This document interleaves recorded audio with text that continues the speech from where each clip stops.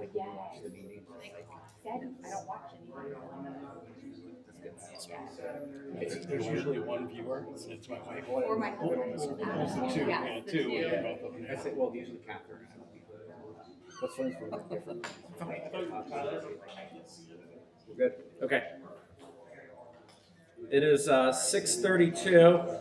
I'd like to call the Planning and Zoning Commission for August 16th to order, please. Call if you want to go with the roll. Mr. Harriman? Here. Mr. Swain? Yes. Mayor Carney? Here. Mr. Adler? Here. Mr. Gaskowitz? Here. Okay, moving on, approval of minutes from the Planning and Zoning Commission meeting on July 19th of 2023. Do we have a motion to approve those? Motion to approve as submitted. Second. Mr. Harriman? Yes. Mr. Swain? Yes. Mayor Carney? Yes. Mr. Adler? Abstain. Mr. Gaskowitz? Yes. All right, moving on, communication, Planning and Zoning, Mr. Hutchinson.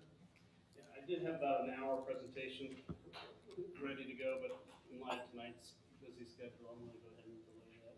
Thank you. Appreciate it. So if they wanted to do it, that's it. Okay. All right, you're good. All right. All right, for council, Mayor Carney. Yeah, so we had our meeting Monday evening, and one of the, we heard an appeal from the Design Review Board, and council members are motion to have staff kind of present a menu book of options for zoning for the Uptown Historic District, so that it gives more clear items for developers coming in that, you know, here's our the aesthetics and design that we are going with for the village.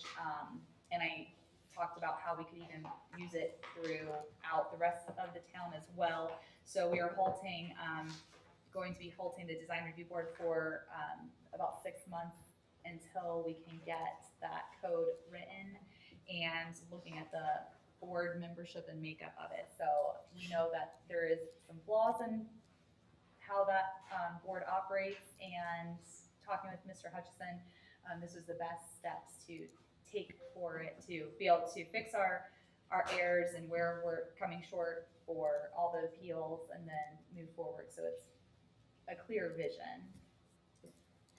All right. Well, thank you. Okay, moving in our next order. So just kind of go through everything here. So we have the public comment, and then we also have on our agenda is going to be 3 public hearings. So the public hearings are going to be 2 of them are for zoning changes, and 1 is for the zoning code. So the public comment's open to talk about other topics other than what those 3 public hearing portions are going to be for. Along with that, we're following what was adopted at the council meeting is a 3-minute time limit for the public comment period. If I believe they have stuff, if there's substantial stuff and we want to hear more of that, the commission, we can elect to extend that time, but we'll be following that same procedure that council has as well.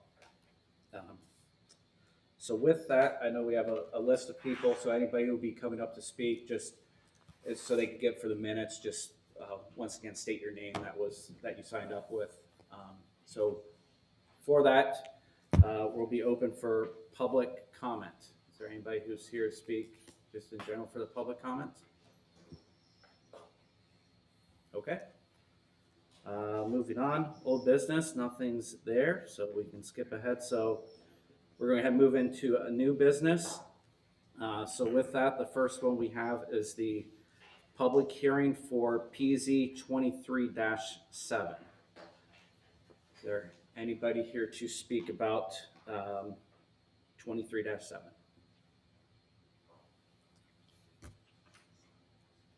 Okay. With that, we will close the public hearing for PZ 23-7. We'll move on to PZ 23-7 US 42 parcel number 04-00503.002. A rezoning of 4.89 acres from restricted industrial to community business district B2 with the applicant of Stephen Bell. So. See Steve Bell in the audience.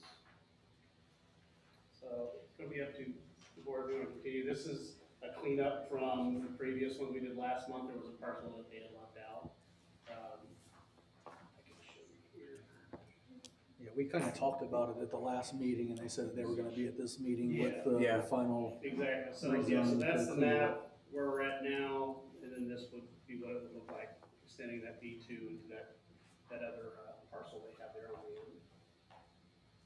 Yeah, I mean, like I said, he was here, just missed the deadline. I mean, that we know what was going on. I mean, I have no questions or concerns. You know, if, I don't know, are we able? Yeah, so you can proceed, or you can table it since he's not here, but if you had questions, you know, then obviously we'd want him here, but if the board doesn't have any questions on this, you can move to vote. I don't have any questions. Anybody else have any questions? I mean, we know what it was since he was here and explained everything. So I personally have no issues moving forward. Is everybody else in agreement? Okay.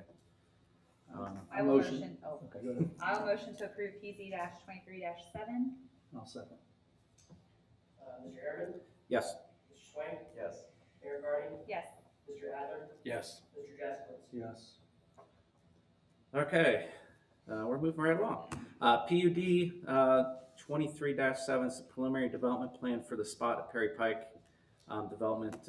Applicant Mr. Will Pacino, if he's here, if you want to go over and talk about that, I don't know. Sure. I'll give you a little quick, just to highlight, this is located at Perry Pike 42, 11.66 acres, it's currently undeveloped. We recently have rezoned it PCD, and what they have planned for is a mixed commercial plan development. I do have some slides in case you want to use the slides, but take it from here. Yeah, if you can, maybe you've got a slide of the, Yeah. the concept plan. So this is, the development, and our objective is to put the road in first, with the mainline utilities, water sewer, storm sewer, with a retention pond to take the runoff for the roadway, right-of-ways, et cetera.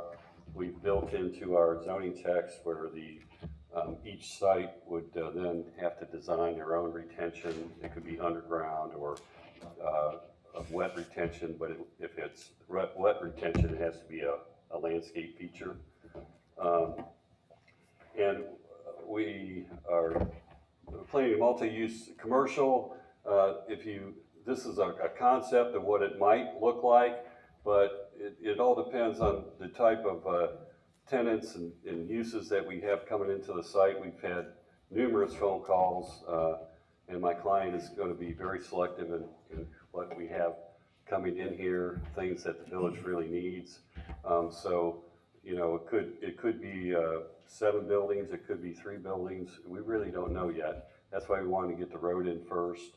In our zoning text, we have tried to follow the zoning text of the village closely, with really our only divergences would be in the in setbacks, and those are mainly in the interior setbacks. So that's this is only a concept of maybe what, you know, a general concept of what a building would look like, because we really don't know what the buildings could look like. If we've gotten contacted from national chains, and of course if they come in, they're going to have some of their own look. We did stress certain products that could be used, and you know, we don't want a lot of vinyl or that. It's more stone and natural, so they would have to alter their look a little bit, but we really can't really tell you what the buildings will look like.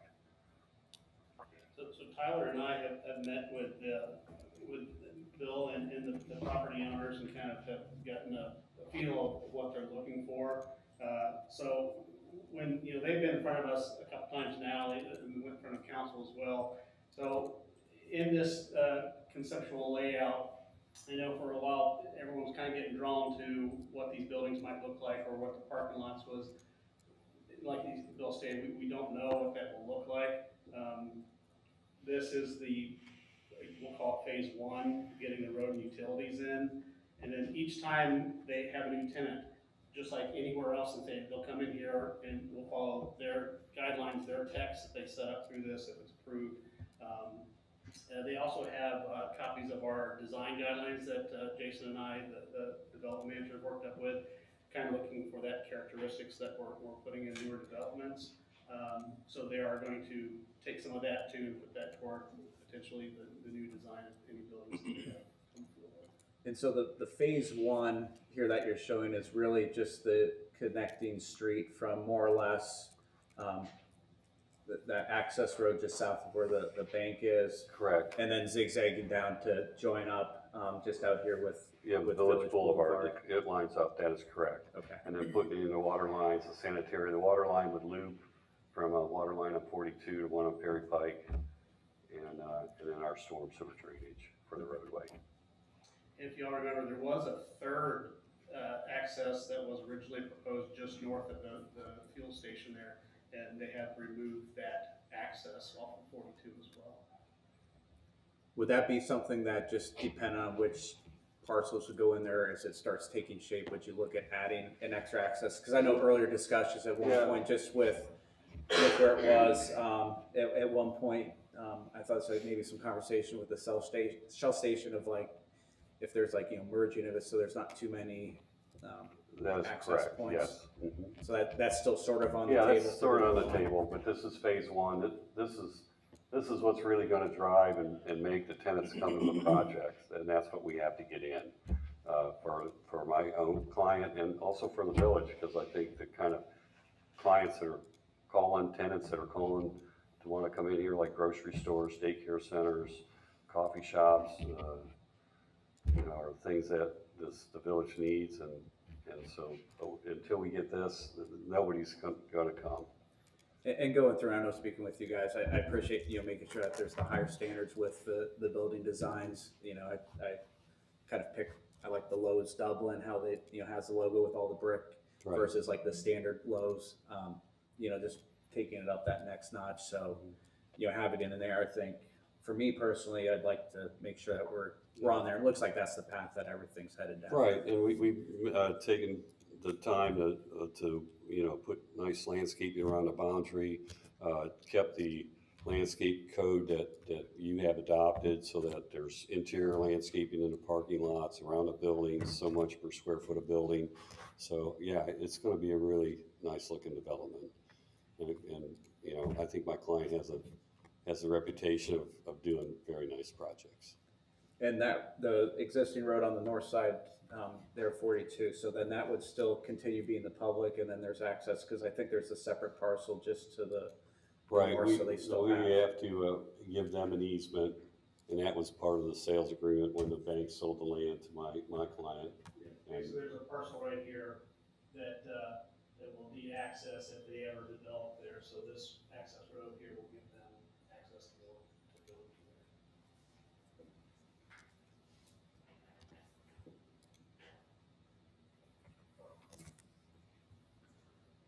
If you So like- are we voting, is the application for the whole project? I mean, you're saying phase one and you're saying roadways, but there's buildings that are sketched in here. You've got obviously some illustrations of buildings. What is it that the application actually is? So it's the development text is what's stating what buildings could look like. The conceptual, these, like where they're showing the buildings, those are just concepts, that's all that is. So we're not approving any parking lots where they're located, any buildings where they're located. The primary is to approve the zoning text and to approve the overall layout as far as the connecting street that they're putting there in the middle. Their landscaping, their lighting plan, sidewalks, all that is in this plan. So this is just preliminary, so preliminary, we'll get them started on more detailed, get started on the engineering, before that come back in for a final. So they would have to come back for final then Oh, yeah. on the roadways, but then each of the individual tenants as they come in. as Yeah, well. just like we were, with the PCD, their zoning text that we have in front of us tonight, that's what we're going to want to focus on, because Right. that's when they'll come back in, we're gonna hold them to our design standards, but with their zoning text on it. And then when you say landscaping and lighting plans and all that, I mean, all of that will change based on where buildings are placed and where. As far as on-site, that's correct, yeah. Yeah, there's a lighting plan for the street layout, for at least right now that we have, that we know that will. The landscape plan will come back as a separate submittal, no? Each lot, so let's say they have one tenant at a time come in, that site will be reviewed as its site, as just that site. What about the landscape that's depicted along? For the boundaries, that would be part of our phase one, that has to be done. That's the main development plan, so the boundary landscape will have to be done with the roadway. Okay. And then, as somebody comes in, the text is there, denotes how their landscaping has to be for their individual lot. There has to be so many parking lot trees, so much landscaping per square footage of building, et cetera, et cetera. So phase one, phase one develops the roadway, creates two parcels, essentially. Parcel along 42 and then a back parcel, right? So you're gonna, Correct. is this gonna be public road or private road? We are building it to your public standards, but at this time, it would be a private road. Is it with the intent though To, so it's being built as a private road, but the end result will be a public road? correct. So basically, I mean, people can cut through from 42 over to Village, correct? Yeah, I don't As know it how, was built. yeah, I don't know You how can't that sell. would be prevented. No. So basically, well, so when this is platted, when the city takes possession, just like a newer development, that's when the road will be truly a public road when we accept it. So at the end of the day, it's gonna be a public road, platted right away. And by the time it's all done, it will be under village maintenance Schedule. schedule, yes. Mhm. But during the process and until it's built out, it's gonna be on It the would be commercial private, right. association. Is there, are you gonna have sidewalks or paths kind of along this inner? Yes, I think Yeah, road, I think. I can't, it's small. I say it's too hard to see. Yeah, we do have I know at one sidewalks point we on talked about it. on the interior roads, and then we have the main, 10-foot sidewalk along 42, that is what the village calls multi-use, and then a regular 5-foot sidewalk along Perry Pike. So I guess we'll call the border pass, I think, on the south end there on Perry Pike and then along 42. Are you gonna be putting those in with phase one, or is that gonna come Yeah, in? that's Okay, part of that'll be phase one as well. And the zoning text has been reviewed by our engineer? Yes. We're in the process of doing final review on it, but Yeah, they review the engineering part, they But don't we necessarily review focus the on- zoning. And then looking at, especially more on 42 with like the landscape, I'm just going on the bike path. So you're gonna kind of have the landscaping buffering on the 42 side and the path on the inside of it, or would the path be on like sort of the outside? Is that thought been occurred yet, how the path would lay out? I think the path is on the outside landscaping per your code. I think the path would line up with, so just the bank has a sidewalk right there now? Yeah. So that path would line Just- up with that sidewalk and be on the outside of the. The landscaping. the path would essentially Just be the run border. along the right of way of 42. Okay. And I think that's consistent with the comp plan and the village's plan to get connected paths through. Right, yeah. We also propose steady buildings that are on 42 be close to 42 with the parking then along the interior roadway. So that, I think it's a lot better look and a look that a lot of people are going to. So somebody driving down Jefferson Avenue just doesn't see a bunch of parking lots, they see some nice buildings and landscaping. And so like there are no other retention ponds anywhere on 42 really in any of those areas. But you do have one shown, right, on the, Correct.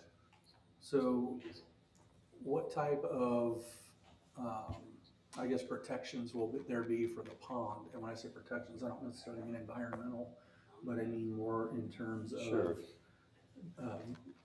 Traffic crashes. I mean, if somebody's getting ready to rear end somebody and they swerve off the road, are they gonna end up in a 10-foot deep pond, or what kind of protections will exist for that? At this point, we don't have any design because we're not sure how big that retention pond is. And And that'll come back when you That would actually be in the develop final- these final particular engineering. projects or buildings. And you had spoke before, you potentially might be underground, or is that, you gotta pull that out underground? We're allowing that in the text for the individual sites, Okay. yes. But we also put in the text that if you do have, like this would be a wet retention pond, it has to be a landscape feature. We just can't put a hole in the ground and it's holding stormwater. We gotta landscape it, make it look nice, and it'll be part of the landscape features. Okay.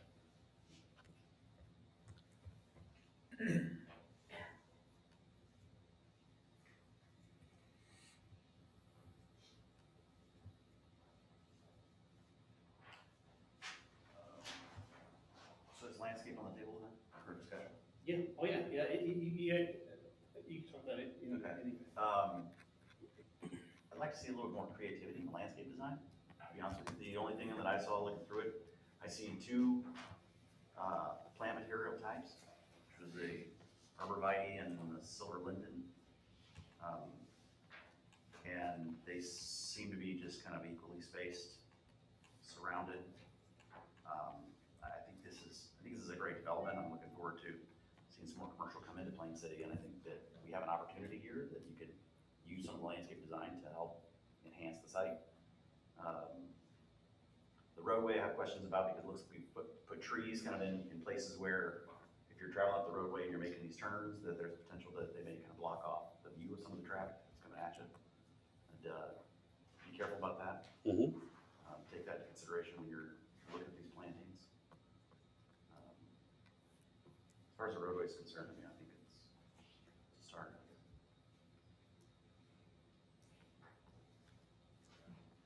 And this would be more probably in the engineering, is kind of with the roadway or the traffic, just on the traffic studies, I know on the bulk of it, seemed like it was from a couple of years ago. I think there were some amendments from 22, but I think it was only just at one intersection. I was looking at it a couple days ago, so some of it tried to make interpretations. I think it accounted for Madison Meadows, but I don't know, is that just taking account Madison Meadows Phase 1? Do we have to, this is kind of being an anchor of potential retailers, and where I'm going is, we obviously have, since we've been in, we've had Mass Meadows Phase 2, we have Marion Reserve, we have potential just south of town, and that's not counting the stuff up like New California and some of those developments.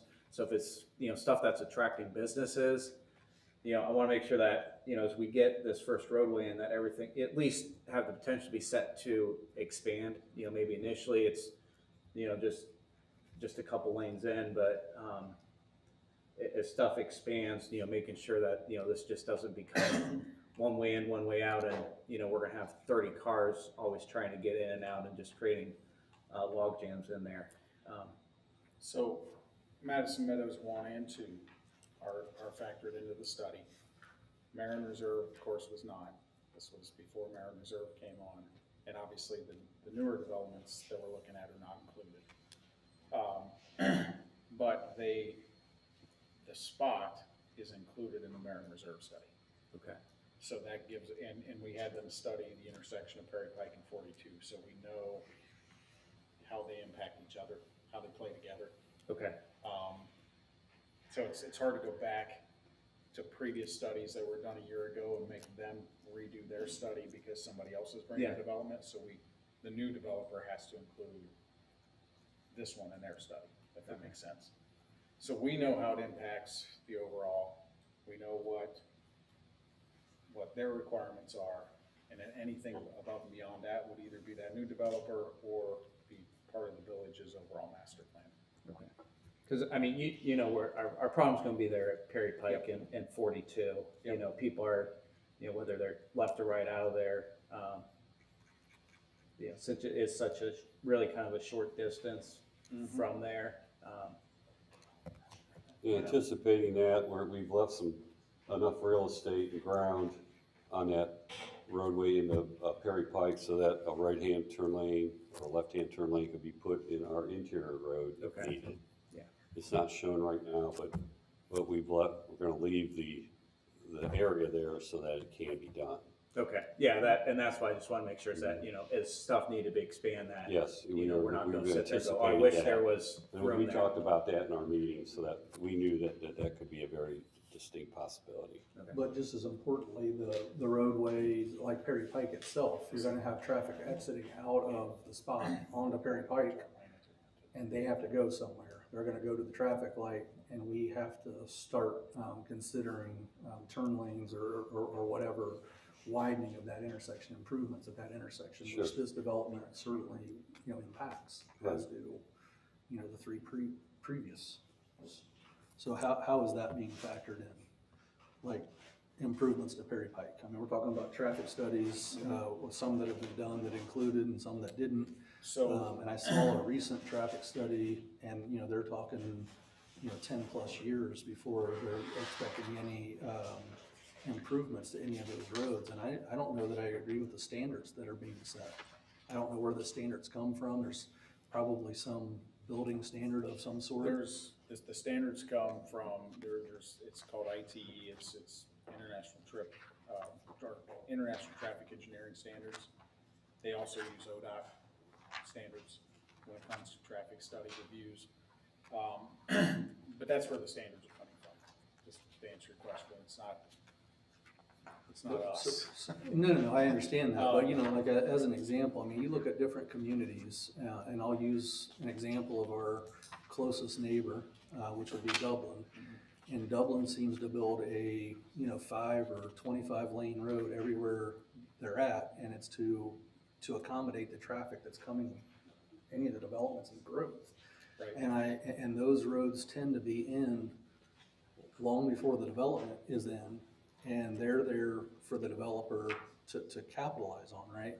And I feel like we're like retroactive. It's like, hopefully it catches up, and when it does catch up, is it gonna have the capacity, and who is paying for it? I know there's some impact fees, but I feel like we're behind the 8 ball, and I'm wondering about the standards. Okay, we're using International Traffic Engineering Standards, but maybe those standards aren't good enough for Plain City. So, And I don't know how to right. deviate from those. So even within those, right, so if a developer comes in, this development by itself doesn't say you need a turn lane in Perry Pike. 100% agree. So you don't put that 100% on the backs of this developer, but when you get 4 or 5 of them, all of a sudden it is warranted. That's where your impact fees come into play. So we're working with Haley and the team on what does that look like? Because again, you can't put that on this developer, For sure. Madison Meadows, or Marin Reserve all by themselves.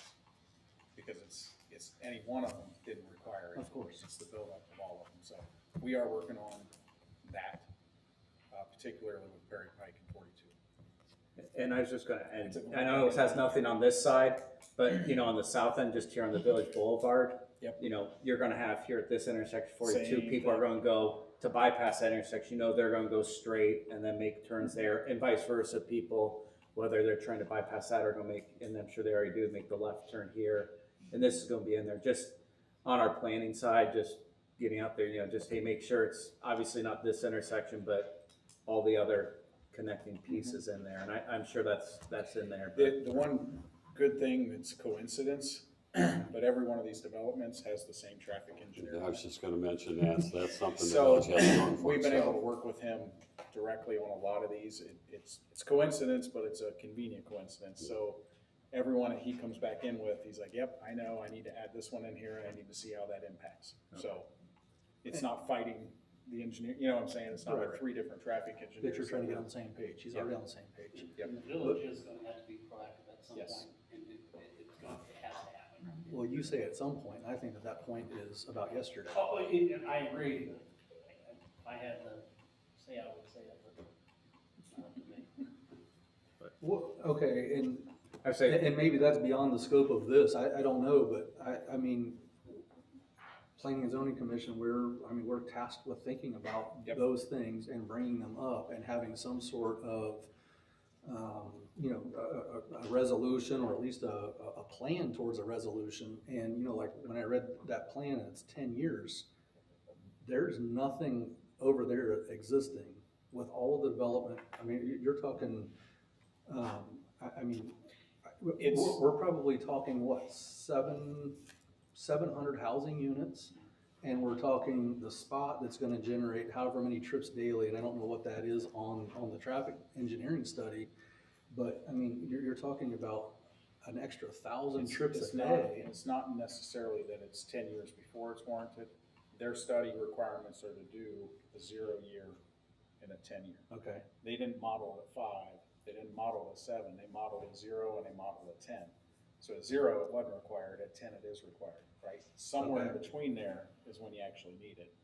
That's what we're gonna be figuring out with the rest of these as a village.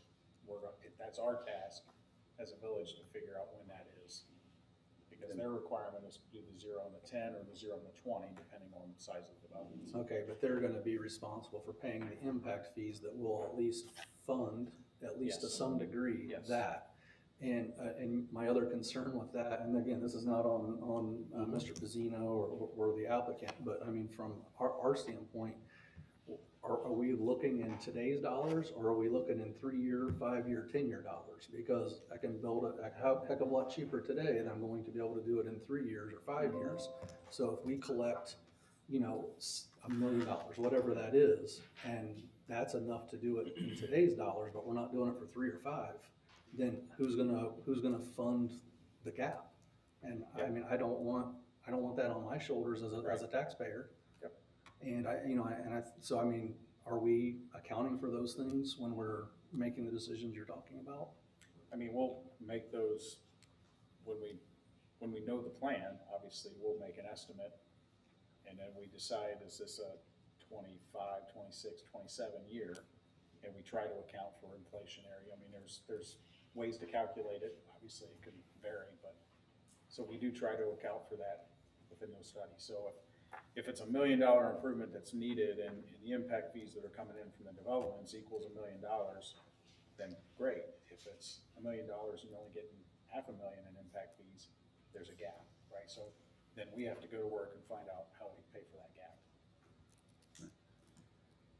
Good points. We'll come back to the spot here. I So, have another question. Looking at lighting, I would say, kind of looking at lighting, your lighting plan, and then looking at your landscape plan. I think there needs to be some coordination efforts put together between those two things. Okay. I think we've got some trees and some light poles that are in very close proximity. Yeah, They're gonna cast and a lot that of stuff will shadows. get cleaned up in Yeah, on yeah. engineering. Yeah, and that's specifically, obviously, in that interior Right. roadway. Actually, in looking at that roadway, I understand that the interior of the project isn't designed, I mean, I know that you have a lighting layout, but I know that those are temporary just for, you know, an idea, a conceptual, right? But the lights are gonna go in with the actual roadway piece that are lighting the actual roadway, correct? Probably. Probably. Yeah, so we're gonna have to do some, we know we're gonna have to do some work and a little bit more planning on that, but we wanted to demonstrate that we're putting the lighting in, that the type of lighting that we're putting in is good quality down lighting and, but the X-axle locations are gonna be tweaked. Okay, yeah, I was gonna say, just counting here, it looks like there's, 7 fixtures that really are associated with that roadway lighting, which makes sense. Yeah, There's 2 kind of in question on the kind of north end there that look more like they'd be parking lot lighting. But I think there'll probably be some lighting on the street there as well, but yeah. it didn't look like we may have a gap there. If that doesn't get built, if that gets built more with the actual project. Yeah, that gets piece, built with the then actual the lights site, may- yeah. And not be there, so I would just, caution them to make sure that the roadway gets lit. Yeah. If that's the case. The other thing I noticed in the lighting was, in the zoning text, it mentioned that the light poles were 20 feet. In the cut sheets, from, what was that? From Loeb. Yeah, from Loeb Electric. 25-foot poles. So are you thinking that there's gonna be a different, is there gonna be a taller pole along the roadway, or is that just kind of a mistype? Yeah, no, Yes. they were anticipating when they did their lighting study that there was gonna be needing a taller pole along the roadway. Got it, okay. and do we have in the village like design standards of, I mean, just little things like a standard street light, or is there something that's going that, just working in partnership with them that, We have some examples in our design guide that we gave them, they're just styles that we'd like to see. So we have a style that we use in Uptown, that, you know, obviously we're not probably gonna use that in other parts of town, but, we're definitely looking at black fixtures. So that could change the lighting plan depending on what final light they decide to go with. But we did definitely give them some options to look at, that is something that we would want. Okay, yeah, because I think just as we kind of start looking at stuff, just getting a good, like I said, you define districts, like you said, Yeah. the historic downtown, but just something, Yeah. you know, uniform across the villages or city, or however it's gonna be expanded. Okay.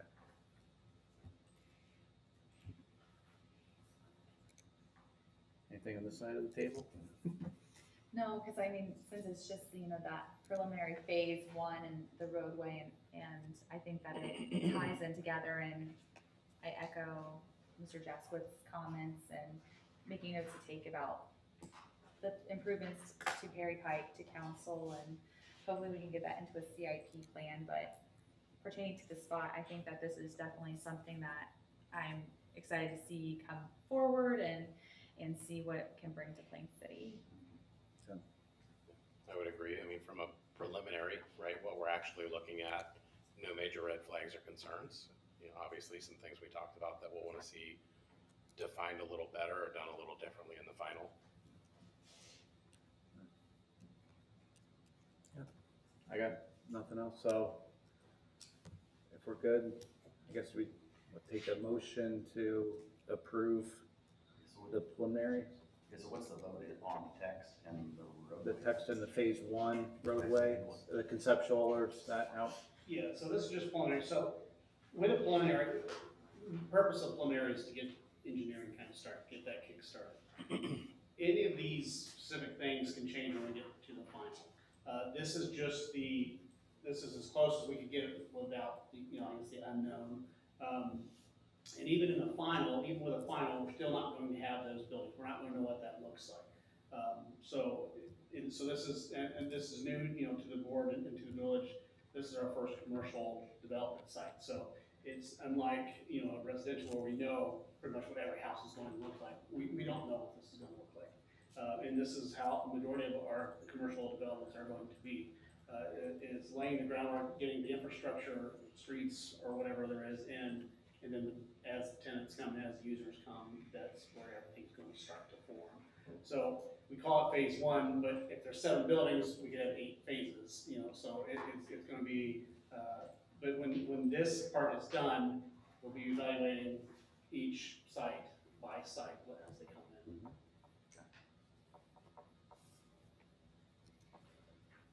Motion to approve PUD 23-7 preliminary development plan, the spot Perry Pike. Second? Mr. Airman, Yes. Mr. Swain, Yes. Mayor Carney, Yes. Mr. Adler, Yes. Mr. Gaskin. Yes. Okay, moving on. Thank you. We look Oh, forward to it. I'm sorry, yeah, just starting to go. Thank you, guys, thank you, appreciate, thanks for all the work. Next item, MSD 23-3, a minor subdivision, Zero Village Boulevard, parcel ID number 04-00640.444, applicant of Mick Lehman. So, Hello, good evening. Where do we start? Jen, if you want, I'll do a quick just overview. So we are looking at the parcel directly behind these windows here. Total lot size is 5.87 acres. It is partially developed, as known as the Plain City Commons, I believe is what they call it. Yeah. It was original development that originally had 5 buildings to be built. Two is what is existing now. So what the applicant is proposing is to do a lot split. And I can show you here. This is the current lot that we are speaking of. It has the 2 multi-building structures there and the garages.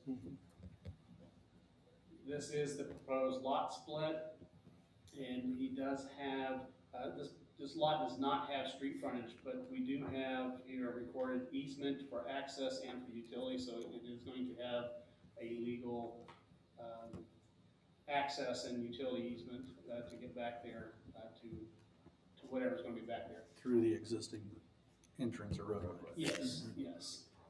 So if you want to go ahead and take a route, at this point, I don't believe there's anything specifically planned for the lot. This is just kind of step one, but So I did bring the buyer with us in case you do have questions.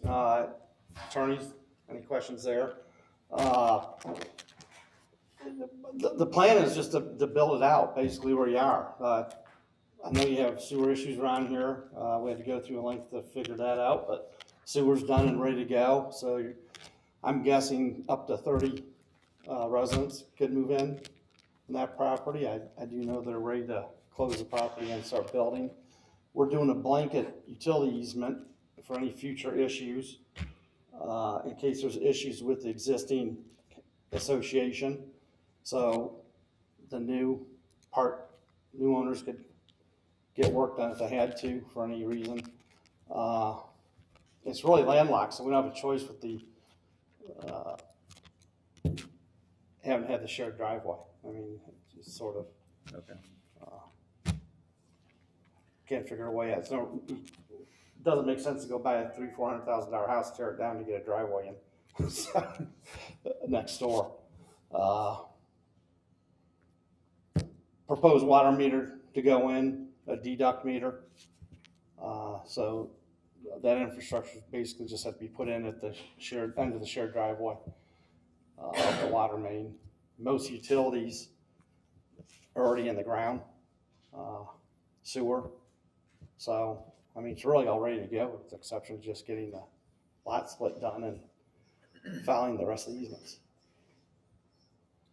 so one challenge with this property is going to be this new parcel being formed is it is a new parcel, it is a single parcel, so it will have its own, it's gonna have to have its own required green space. And we're not approving any structures here, this is just a lot split only, so any proposed, anything that goes in there has to come in front of this board for an entire review. So it's gonna require its own everything, no different than the other one, so, the site is now being smaller, so it's a 2.99 acre lot, so it's gonna be whatever can fit on that lot and still meet everything else. You said So it likely will not be able to continue like what was originally approved, that probably will not happen. you said there was 5 buildings that were originally approved there. Yeah, and that 5 buildings was for the entire lot, now that we're looking Right. at half the size lot, so. That's, yeah. But not knowing what's going to be proposed, we don't know that now, that's not the decide tonight, this is just for lots split. And I think the buyer's very open on the possibilities of what can be done there. I mean, more than willing to work with you. Absolutely. And I was gonna say, echoing, just looking at it, I mean, I know, just as you get in buffering, the density, just with the smaller lot, making all the green space, just going through the code, just being a smaller space, trying to get everything in there.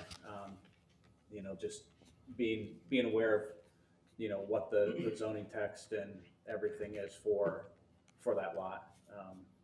Just as Mr. Hudson said, our staff report is just being basically all new, everything starting from scratch, just like any other property, is just knowing that, Right. The constraints that possibly could be in there and what would be associated with that. And I did get to meet the potential purchaser, so if it's approved tonight and the purchase is approved, he'll be in to start discussing preliminary stuff, what could be done.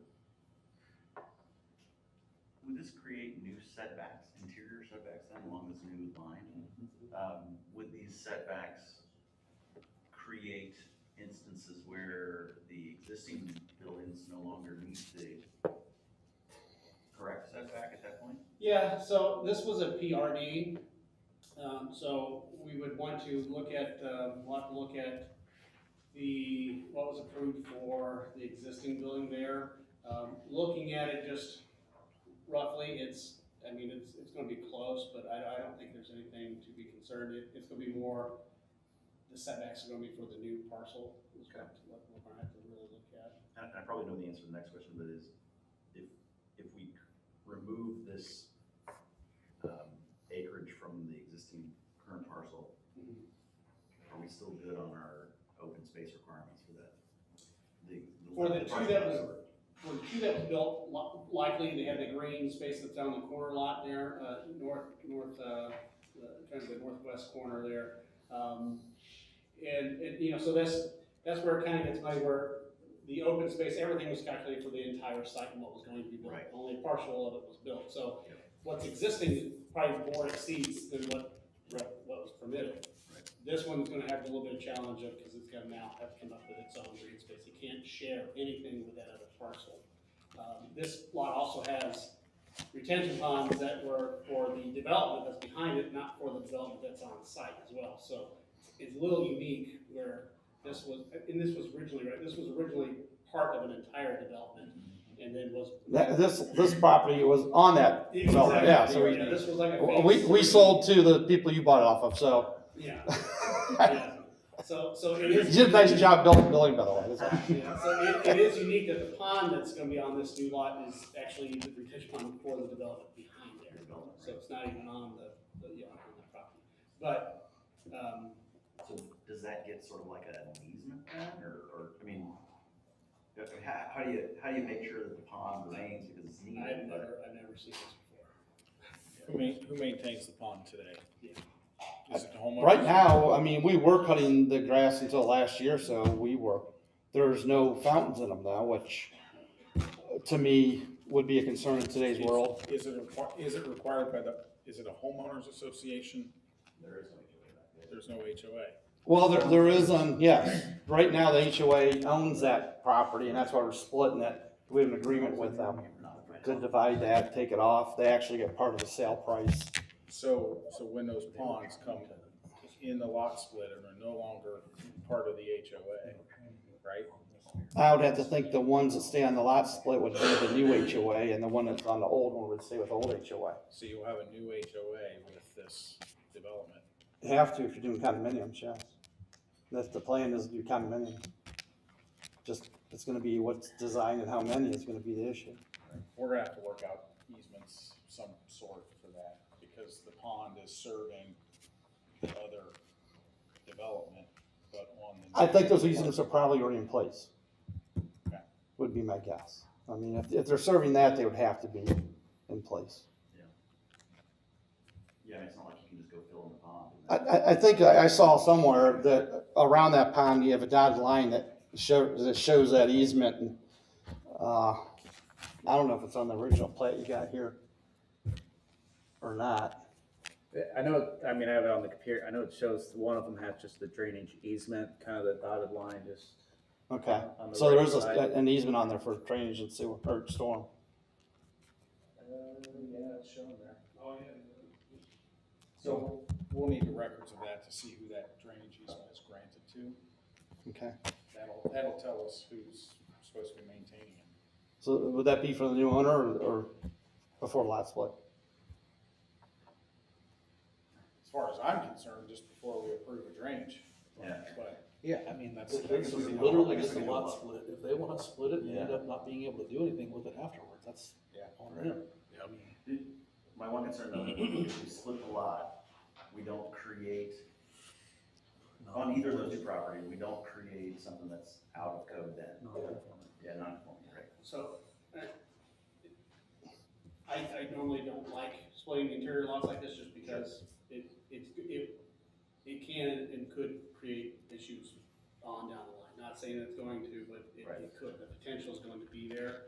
Our current code does not specifically state that it can absolutely not. We are going to go that way with some code changes, but currently it does not. I mean, really the only concern there though would be if you reduce the setback on the existing buildings too much. But even then, if they build on the new lot, they're gonna have to conform to what those setbacks are. Yep, right. Because like green space, all of your drainage, everything else is gonna have to conform to code when they go to develop it anyways.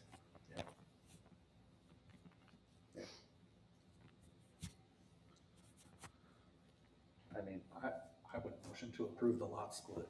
I mean, they're gonna have to comply with everything else anyways afterwards. Yeah. So the lot split is not really a factor for me. I mean, Yeah. I would motion to approve the lot split as the applicant has requested.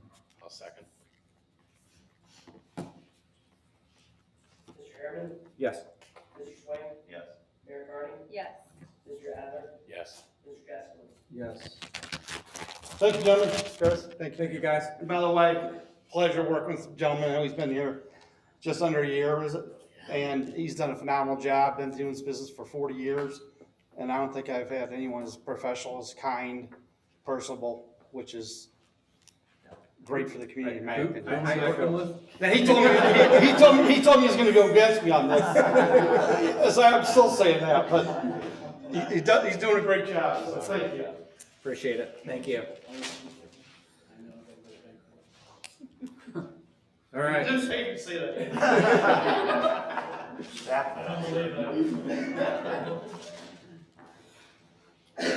All right, moving on to our next item on the agenda. This is the public hearing.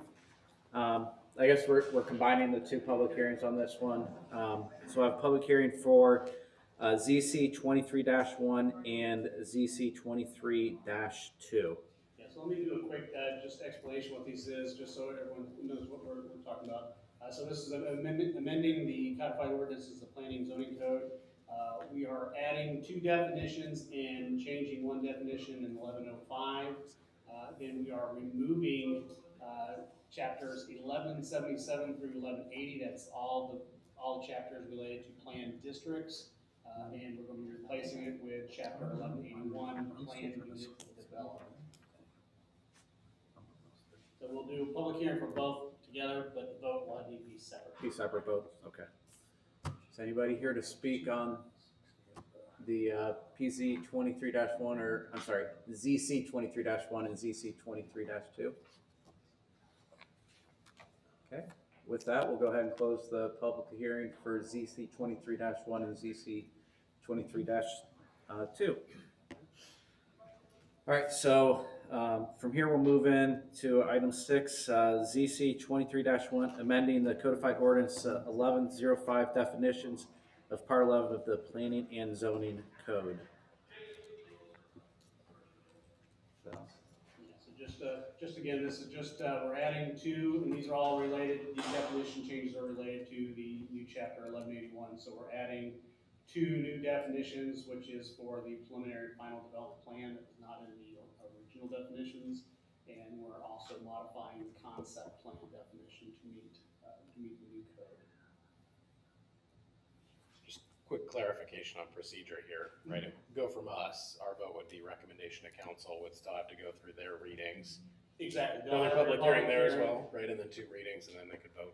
Exactly, yeah. They'll have a public bill, at the next council meeting, they'll set the motion for a public hearing. They'll do the first reading, and then there'll be a second reading for their vote. So you're kind of looking at end of September, but then the 30-day. Yeah, I think right now the target date, September 25th meeting will be the second reading and vote, so then it will be enacted 30 days after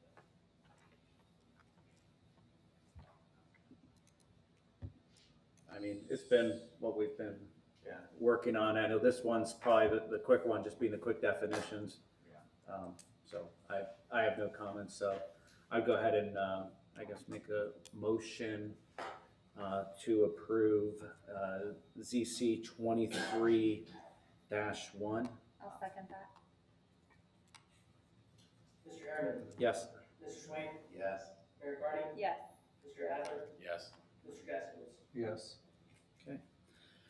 Moving on, item number 7, ZC 23-2, amending the codified ordinance additions of chapter 1181, planned unit development, and the removal of chapters 1177, 1178, 1179, and 1180 of part 11 of the planning and zoning code.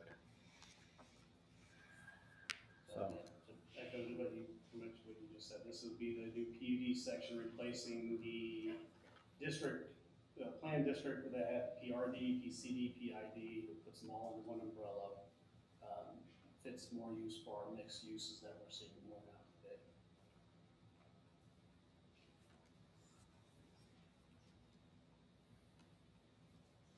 today. I noticed on this copy that a couple of those quick corrections, some of the spelling stuff, I see we got that ironed Yeah. out from the other day. And Paul and Ashley both reviewed we got it ready got it in the legal terms, in legal form, ready for council, if it should pass tonight. So 11A1, I understand is replacing it. Is this basically combining those 4 chapters into one, and you said under one umbrella? So I assume that this would eliminate like maybe some cross references and it just make it easier to follow, flows easier, modernizes. Yeah, it allows, so we're starting to see more, like we have Mixed on use. tonight, we have a plan that's being proposed tonight that has mixed commercial and residential use. The way we have it broke down before, that with PRD, PID, PCD, it doesn't allow that flexibility. This puts it more back to more of a traditional PUD meaning, but with the regulations and more, standards that we've developed, and put in that code. So it still works similar to original PUD, but it has more of our standards and guidelines in it than it did before. I mean, reading through it, I like that this has been updated, so, you know, like you said, kind of starting to set more standards inside of the, you know, just the rough basic definition that we had in the PRDs and PCDs of giving a little bit more substance to these developments. And like we mentioned before, when we were talking about the spot development, we are developing more guidelines and standards, you know, manuals or handouts, handbooks, or guides as well, that shows kind of the characteristics and styles that we're looking for. It's something that not necessarily want to put in code just because styles and stuff do change. So if things start to change, something that we don't necessarily have to go back to code. It's just, this is kind of the way we're looking, is what the vision that we see, and that's kind of what we're supplying to the developers. Is there a way that you can post the style guides, like online, and so they are, okay, Yeah. they're online. I'm on them right now. Okay, perfect. Yeah, so if you haven't done our new website, we have a great new website, and there's still a lot more to come. We're going to have examples, we're going to have design examples for specifically residential. We'll have them set up for commercial, industrial, and then your mixed use. We'll have lots of examples and kind of just standards set up on those. And I think that's what we have been waiting to see with this code change, like from some of us who have been on planning and zoning for a couple of years now and have seen some of the different, what it could have potentially been, like until Mr. Hutchison came along. I feel really confident with this style. And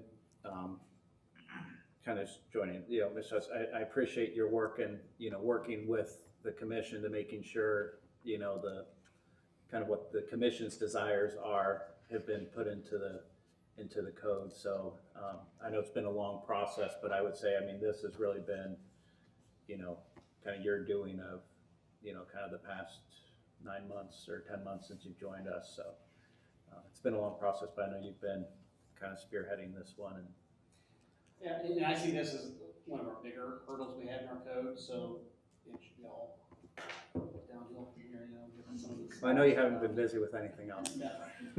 Only been 6 years. So we've had, Yeah. for our zoning code rewrite, we had a consultant that we were working with. That relationship or that agreement, that contract with that end? It is up, so when we first started on the PUD section, they had presented something that we looked at first.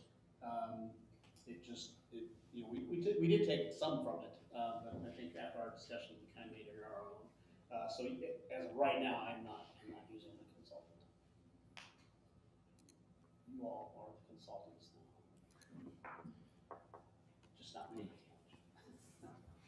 No, I mean, I think this is a good first step to really kind of probably address a lot of the concerns that, you know, we've heard from the community about some developments that have gone in and different things like that. And yeah, I think this is something that we need to move forward with. There's obviously more stuff's coming down the line to start to get going with everything. So we've been dealing with this for a year or so I don't have much to add because I think it's all in here. Yeah, So I think it gives us the balance and the control and the flexibility that we've talked a lot about. Yeah, so, And do you feel that because one of the things that we've talked about a lot is being able to streamline the process, and that doesn't necessarily mean quicker, but simpler, both in terms of, you know, developers that come in, you can say, you know, here's the process, we gotta check and the mayor kind of mentioned earlier about, you know, a menu, so to speak, of, you know, I want this, this, and this. I mean, does this simplify it in those terms of, from a streamlining standpoint, I think, to where we can, you know, truly, you know, the developers have I think have a right to know what to expect from a timeline and everything. And then obviously our time's important. So, I mean, you know, hopefully keeping it simple and, just, I don't know, making sure the expectations are well established and known. definitely, I think this complemented with design guides and everything, it is going to, insofar, luckily, the developers that we have been dealing with, at least in the past 9-10 months that I've been here, have been really receptive to, you know, ideas and suggestions that we have, say from the board, the ones that we've been, had in front of us that we've approved or have seen concepts for, I think have been really responsive. So, yeah, I'm encouraged with some of the designs that, a lot of the designs that we're seeing for conceptual plans, and stuff that developers that we're talking to that aren't ready to the point to come in for conceptual plans. Even some of the preliminary, kind of pre-preliminary stuff I've seen has been kind of in line with what we're talking about. On the last part, the expiration, like where it says like that, the final site plan approval, like, shall expire after 12 months. Is there anything to, I know, for future reference that we can add in that if a development, well, just to the south of us, or like it starts and then it stops, is there anything that we can do to write that also into code? Yeah, so, you know, even in our existing code, we do have a time limit, but, I don't wanna say unfortunately, but there was multiple extensions granted by administration. So I don't think, just knowing what we've experienced in the past, I don't know if we'd be willing to do anything like that again, as far as that timeline. You know, there's always gonna be something happening. We might not know what happens tomorrow, and something may change where we may choose to grant an extension. But to the extent of some of the extensions we've had here in the past several years, we won't do that. I was thinking, I guess, like the Jefferson Village Apartments, like that, like, okay, could not remember if we had granted them an extension. They did have one, and then the tough one on that one is they were all the way through the process, engineering, even DTI through the EPA. The EPA granted them extension. Now, that doesn't grant them extension on our end, but the extension that we had granted are still in play today.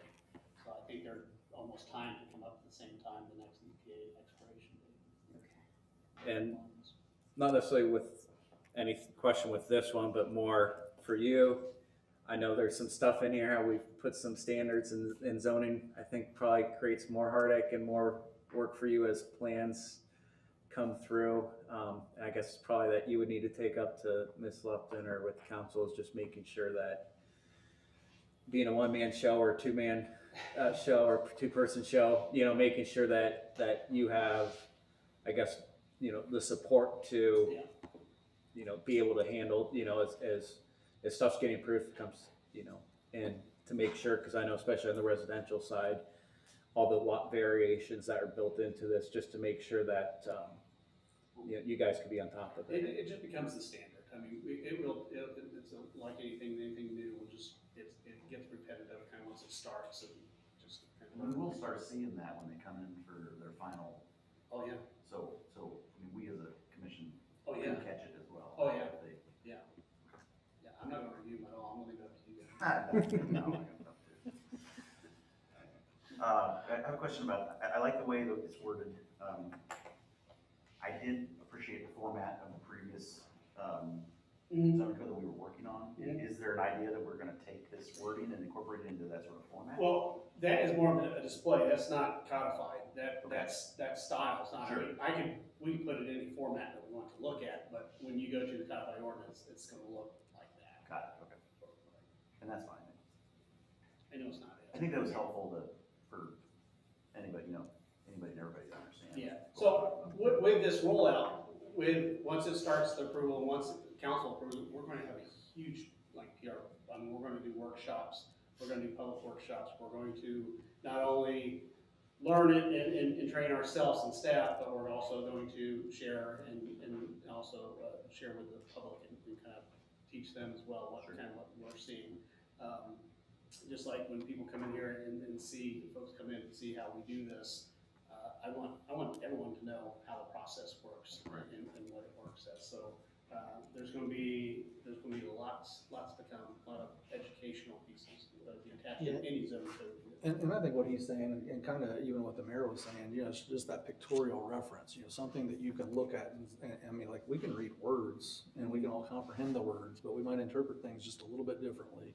So having that pictorial reference, or, you know, some sort of a diagram on various things, like, you know, he was looking at some style guides that are on the website. I mean, those things are helpful. Yeah. To be able to, you know, to see and to reference back. And that was incorporated, as you know, into the code that we were working on. So it's like, Oh, as you're you're talking reading. about the typologies. Yes. Yeah, so that's something we'll be putting in. Yeah. Is that what okay, I thought you were talking about, because we had it in the, in like the nice colored background style with all of that. I thought that's what you were talking about, the formatting of how it's presented.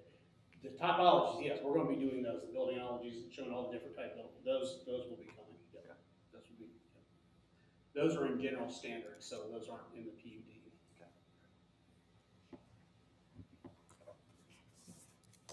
Well, I would make a motion to approve ZC 23-2. I second. Mr. Harriman? Yes. Mr. Swain? Yes. Mayor Carney? Yes. Mr. Adler? Yes. Mr. Gaskin? Yes. Okay. With that, thanks again for all the work getting that, and we look forward to Thanks everyone here. all the other new zoning pieces that are going to be coming. Got a laundry list. All right, so our next item on the agenda is the public hearing for PZ 23-6. I'll just do a quick briefing real quick before anybody comes up. It's 3.26 acres undeveloped currently. Currently B2 is the zoning there, being proposed as a PUD, plan unit development mixed unit. This is located over here on the corner, northeast corner of 42 at Alcott. And this is for the rezoning. So out of curiosity, because the planned unit development is not yet part of our code. That's correct. So that's why. How does that work? If you notice the change in the chunk, I sent out an email today kind of explaining that we redid the agenda. Yep. Because we wanted to approve the zoning code first, because it's going to have the exact same timeline as it goes to council. So let's just say this rezoning is approved tonight, it will follow the same timeline through council. So zoning code will be approved, then a rezoning. So it would fall in that new zoning. So humor me a bit. Mhm. Get to council. Yep. What we just passed to them. Yep. Goes through the readings. Yep. They vote, they say no. Yep. Does that make this dead in the water then? It would have to come back, yeah. Okay.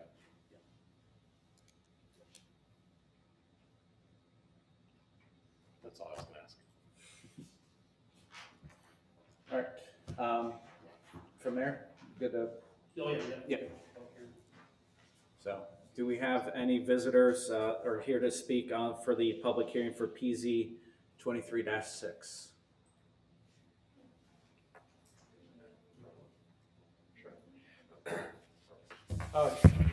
David Blair with Kremchuk Architects, representing one of the developers for this rezoning. As we just discussed, it was kind of made known to us yesterday that this would be rehandled under a Are PUD. you doing public comments right now, or are you doing the presentation? Also do the presentation. Okay, let's do it. Let's- You want to do okay. public comment? Yeah, we'll do public comment? first, yeah. Public comment first. Then I'll have to- Okay. I think we'll get a real official public comment. Okay. Hi, my name is Leslie Fennick, and I live at 5333 Cooper Lane. This development that they want to do is going to be in my backyard. And my concern is based on the draft of the display of what they plan on doing. The fact that they want to do a 3-story building with the top 2 floors being apartments, and then the retail space lower. And in our subdivision, basically, you know, I mean, I realize that this land is commercial zoned, but this is our subdivision, this is where we live. And this is gonna create a lot of traffic. And there's several of my neighbors here, and our biggest concern is the amount of traffic that it's gonna be. My personal concern is having a dumpster basically in my backyard and getting to listen to the garbage truck come through and lift it and empty it once a week. And just the additional safety of the whole situation. And so I'm not sure about the zoning piece, because I understand there's some good points to it and some bad points to it, as far as, you know, switching over to the PUD, in that, you know, the council members will maybe have some control what kind of retail goes in there. But if we allow that zoning to go through, then we also have to be willing to allow this 3-story conglomerate with 2 apartments on the top, which, I mean, we are very concerned. That's our neighborhood, and that's, I just wanted to express that. And I don't know if anybody else here from the neighborhood is gonna speak, but that's all I wanted to say. So thank you for listening. Thank you. Anybody else? So I'm Brian Garland. I'm also in the Copperfield development. And the only piece that I would add on to what Leslie just shared is that I think specifically in what was called out on the plans is a variance request to reduce the setback, the rear setback, which actually butts up to my property from 50 feet down to 25 feet. From my perspective, and I'm not going to sit here and act like I'm a planning and zoning expert, but from a setback perspective, I view that as, like, especially as it bumps up to a residential neighborhood, that's intended to maintain, say, the privacy and the security of the residential neighborhood compared to the commercial. And so my concern there is that reducing it from 50 to 25, at least from what I can see in the preliminary designs, is that accommodates primarily a row of parking, which will be backed up and pointed at the residential buildings, and just brings the development a heck of a lot closer than we would prefer from our perspective. So I don't want to regurgitate what Leslie just said in terms of that brings it closer for foot traffic and vehicle traffic into our neighborhood, but that's one of the main points that, at least from my perspective and the discussions that we've had with others in the neighborhood, that they've shared. Thank you. Thank you.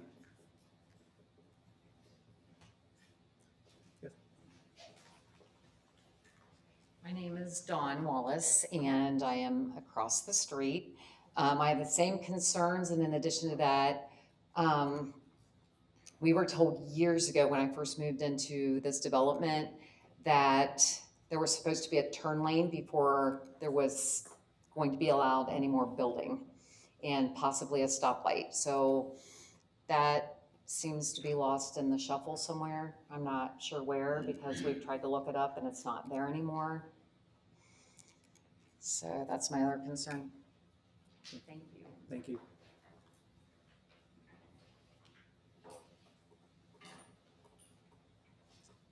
Any other?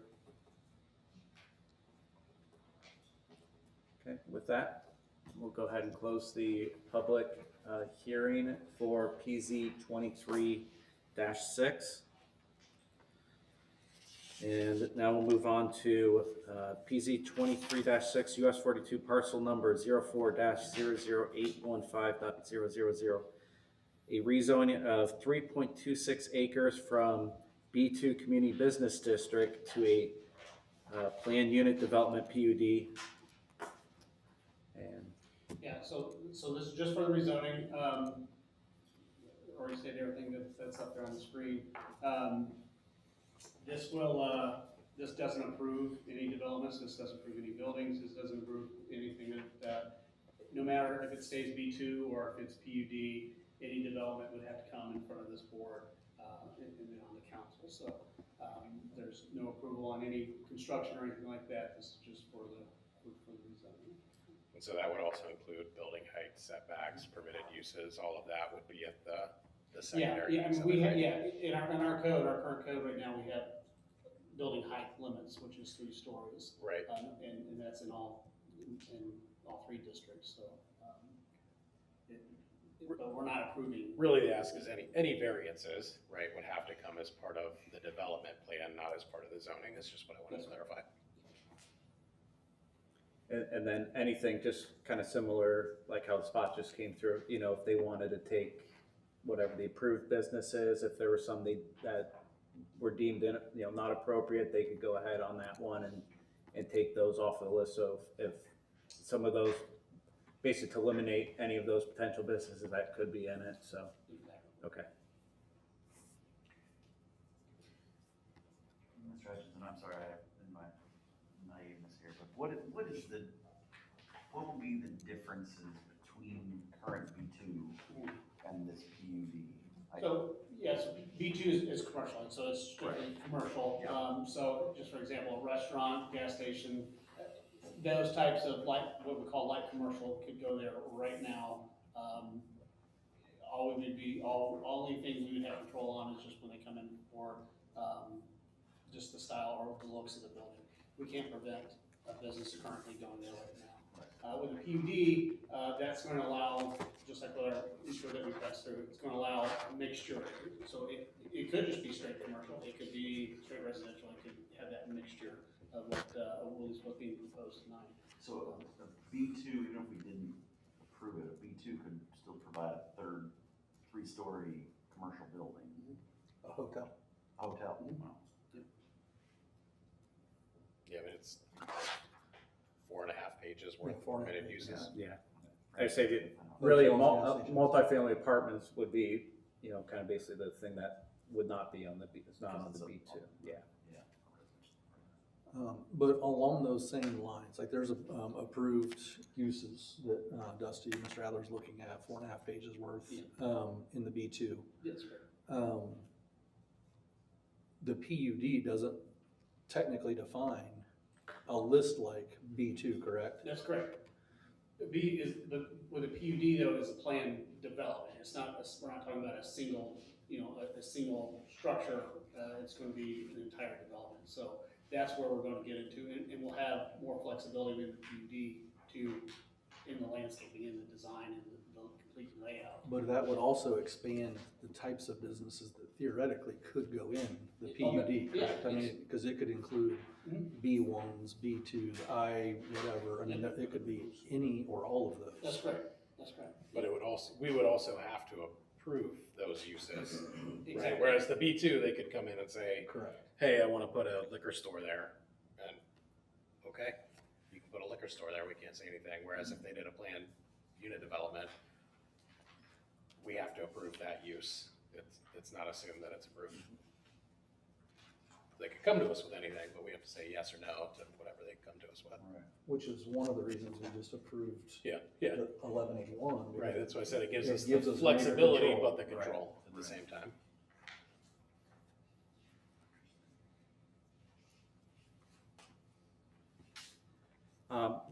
And I know this is more on the application side of it, just a couple notes, more on from the survey that was done.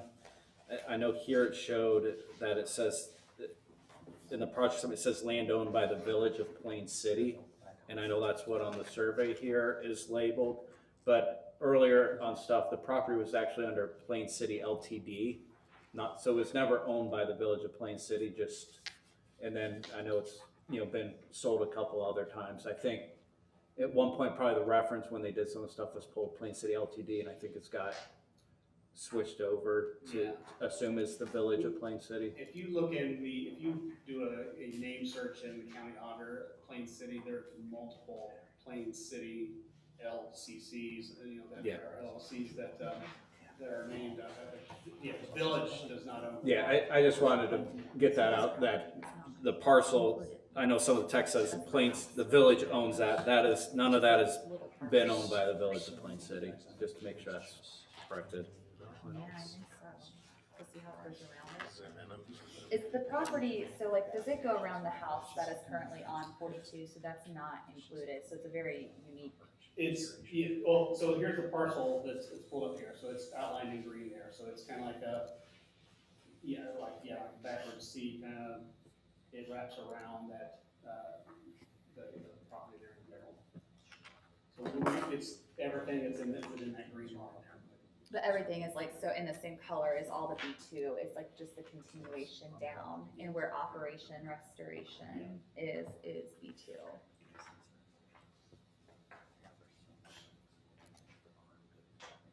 But if it stays in B2, then we can't, we have our setbacks, but like Mr. Garland had pointed out about like the 25 foot, but we can come back in and say, no, it needs to be this, if you're gonna be up around With the PUD, residential. We have the flexibility, yes, Okay. and you'd be able to, tweak anything we want. I mean, they could come in with anything that they propose, but just between negotiations and review, I just wanna help give the residents and like that are here and very concerned that we try to treat each case like if it's in our own backyard or such of that, and making sure that like, because I wouldn't want a car coming into, like headlights coming into my house.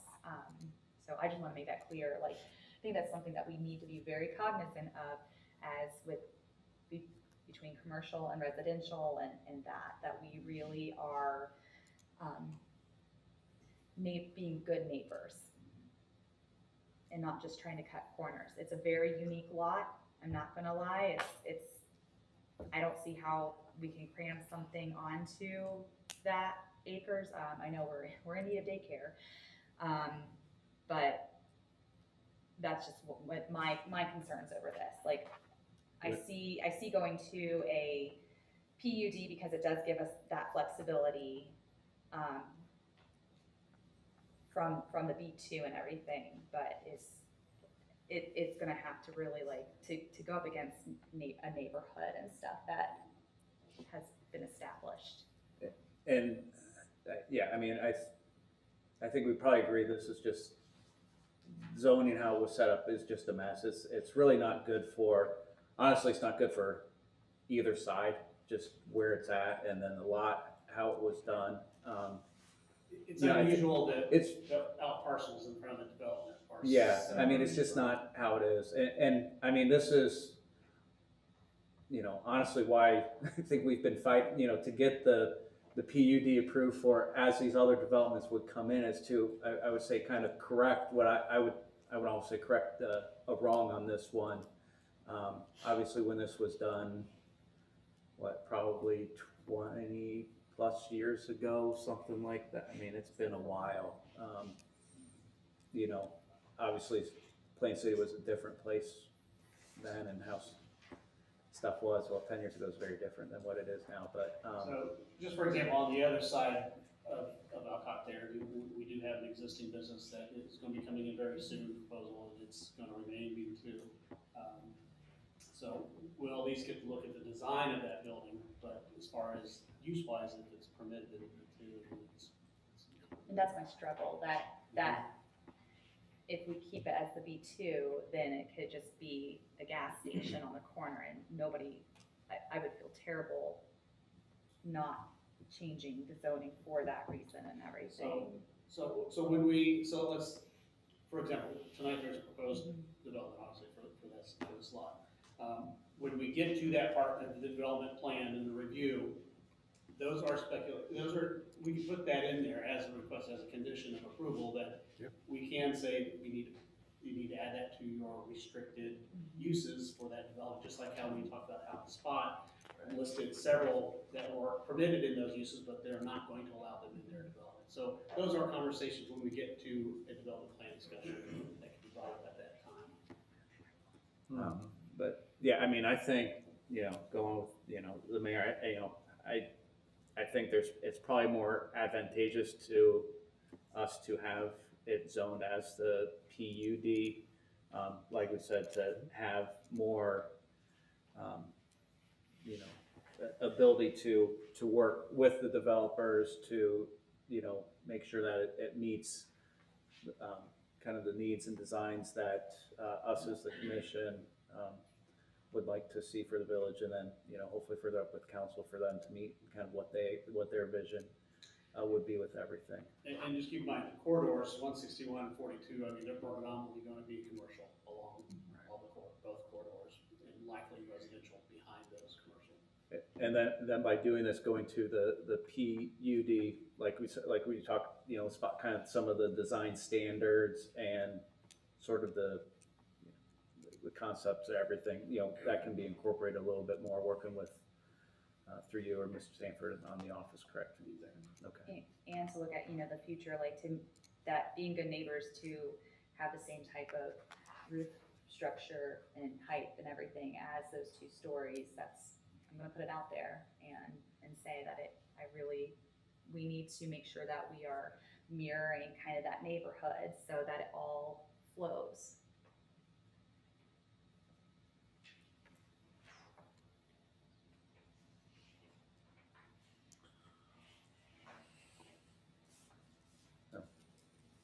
I mean, I like the idea of rezoning it because that ultimately gives control to us Yeah. where we don't have it today. I agree. With that, I would make a motion to approve the PZ 23-6 for the rezoning from B2 to the PUD. I will second the motion. Mr. Aaron, Yes. Mr. Swain, Yes. Mayor Carney, Yes. Mr. Adler, Yes? Mr. Gaskins. Yes. Okay, with that, we'll move on to, I guess, PUD 23-8. So kind of some of the, I guess more, Ms. Hutchins, you can highlight more of one of the amendments we had today with the agenda, I guess, going more calling this the conceptual development plan for the Alcott Road property. Yeah, so, as you'll know, this is the first time that a lot of you are seeing this development. We typically do a conceptual design discussion first, before a preliminary. So it was filed as a development plan, fees have been paid, so that will just be, once we're ready for that part, when that happen after the discussion tonight, it's filed and ready to go. So tonight is just to go over discussions, to discuss the development, written suggestions, recommendations from the board.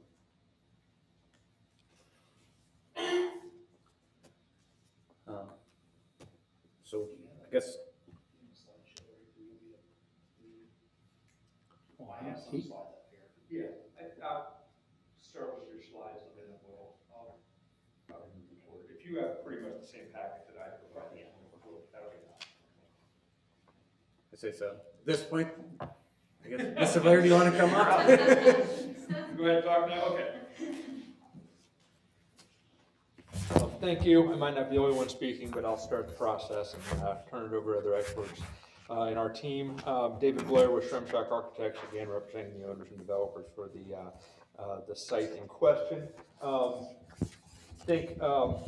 So tent here, this is a very odd site. As you saw before, it's kind of the C-shaped site bordering Alcott and 42.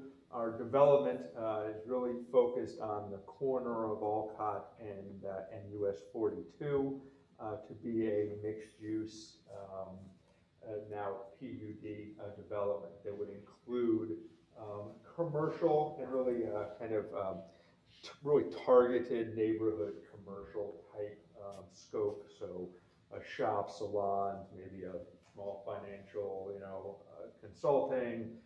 We do have space allocated for what could be a restaurant, has option for a drive-through, wouldn't necessarily have to be, depends on tenancy, but these are really neighborhood-driven types of uses. Above those then, we're trying to address a need for, in the community for multifamily residential. So we have 20 apartments indicated. They are right now 16 2-bedrooms and 4 1-bedroom apartments as part of this development.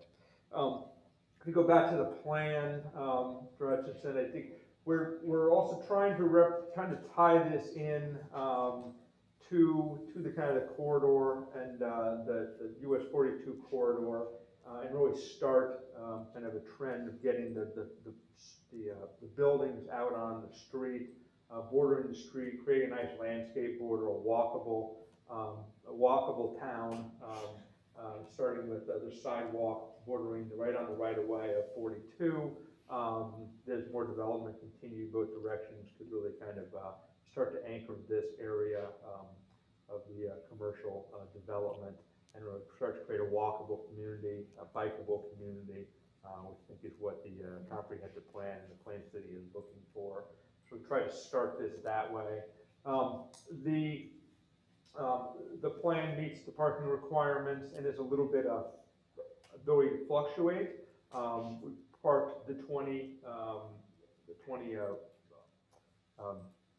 apartments as they are required in the code.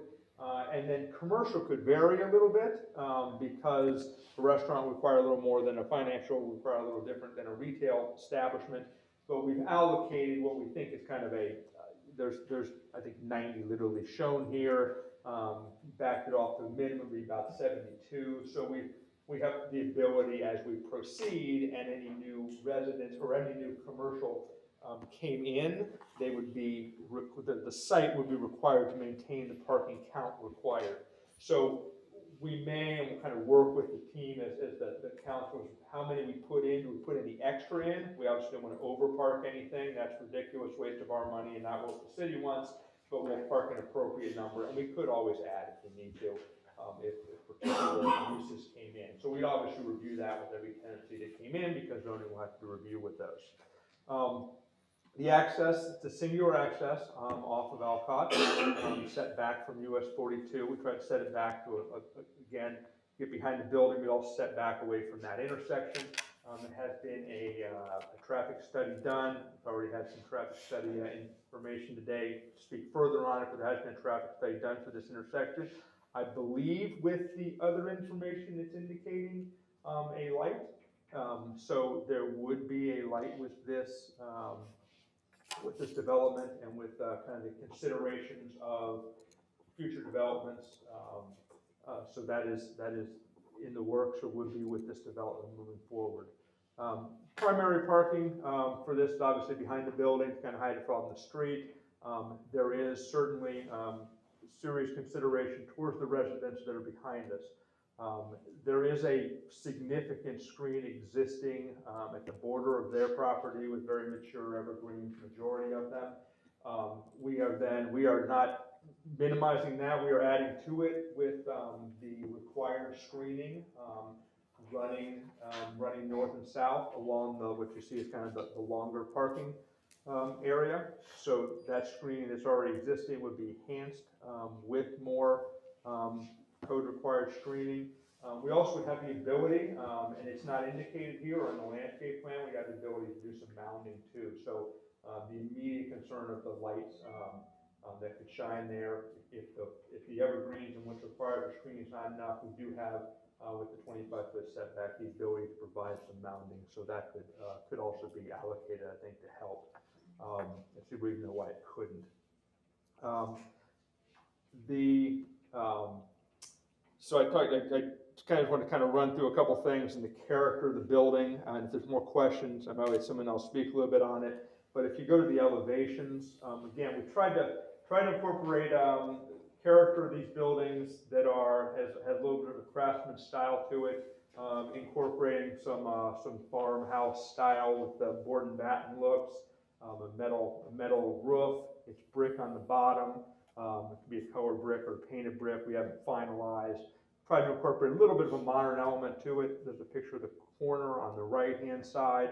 Almost every unit has an outside balcony to it, so there's a little bit of outdoor space for the tenants or residents. Storefront that I think fits in with some canopies over it, some kind of modest signing available for every tenant. Tenant can take one space, more spaces, etc. I think that the drive-through kind of pump out, which actually is on the lower right hand, you can see it. It really kind of hides nicely within the development, so it doesn't become really prominent into the entire look. Also, you kind of walk into this building and you can walk through it. So again, it kind of incorporates a nice walkable area. On the backside, there is space for a patio if the restaurant goes in, or even if it's different.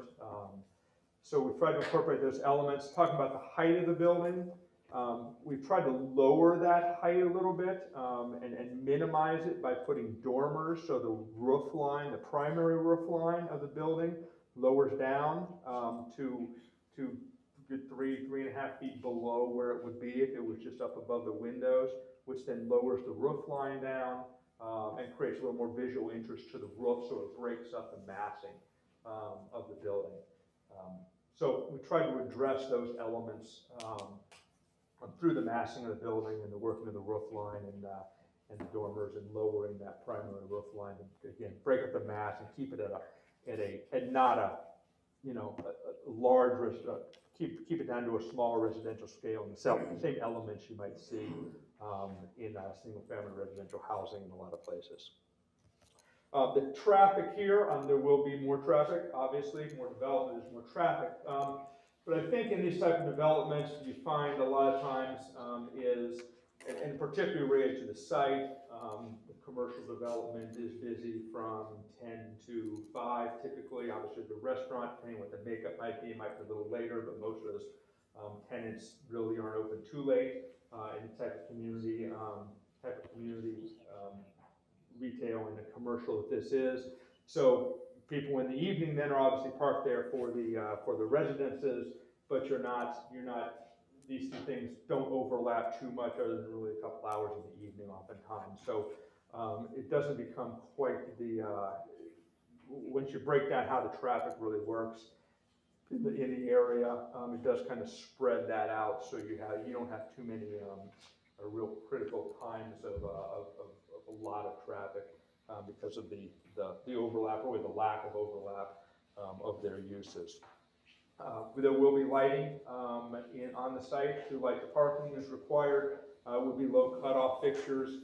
And we can work with those. We've tried to spread them out. We haven't done a photometric plan of this yet. We obviously don't want lights in the back of the residence on this site or the residence behind having light filtration of their sites. So we would work through that. So we're meeting those requirements. No more than 1 foot candle, or 0.1 foot candles at the border, and I think would be far less than that considering our setback and with the rest of the landscaping that's going on. The landscaping does meet the requirements of the code, other than just a setback area to the property to the north and that edge, but we've addressed it to the other side. There are a couple of significant trees that most of the residents in the area are aware of on this site. Those would come down. They occur kind of right at the back of the buildings. Given the shape of the site and replanting, what we're already required to do for landscaping, we could put a few trees on the site. Additional, most of them up north. We don't want to overplant those though at this point. So we'd probably just basically donate that caliper to the tree bank for the city and let them be used in the most appropriate locations. I think, and one thing we talked about, there is currently incorporating the black, called 4-rail horse fence under the project. And I don't know if it shows too well there. I don't know if you have a landscape plan, but yeah, it's starting to show there on the perimeter of the site to the north. So we can start to pick that up. Yeah, the existing white fence along Alcott, right now we're identifying is that remaining, unless the city wanted to move that to the black fence, which I would kind of leave that up to you as to how that may work. We would trim the trees back along Alcott because they are fairly big at that size. We work with the city on how that worked too, trimming them back or replacement or thinning. But we will obviously address that with the final plans. And then we could certainly, I think as was discussed, our intent is not to put a gas station here or a 3-story hotel or something. I think that obviously the owners and the developers could work on certainly having restricted uses to minimize concerns over those types of elements.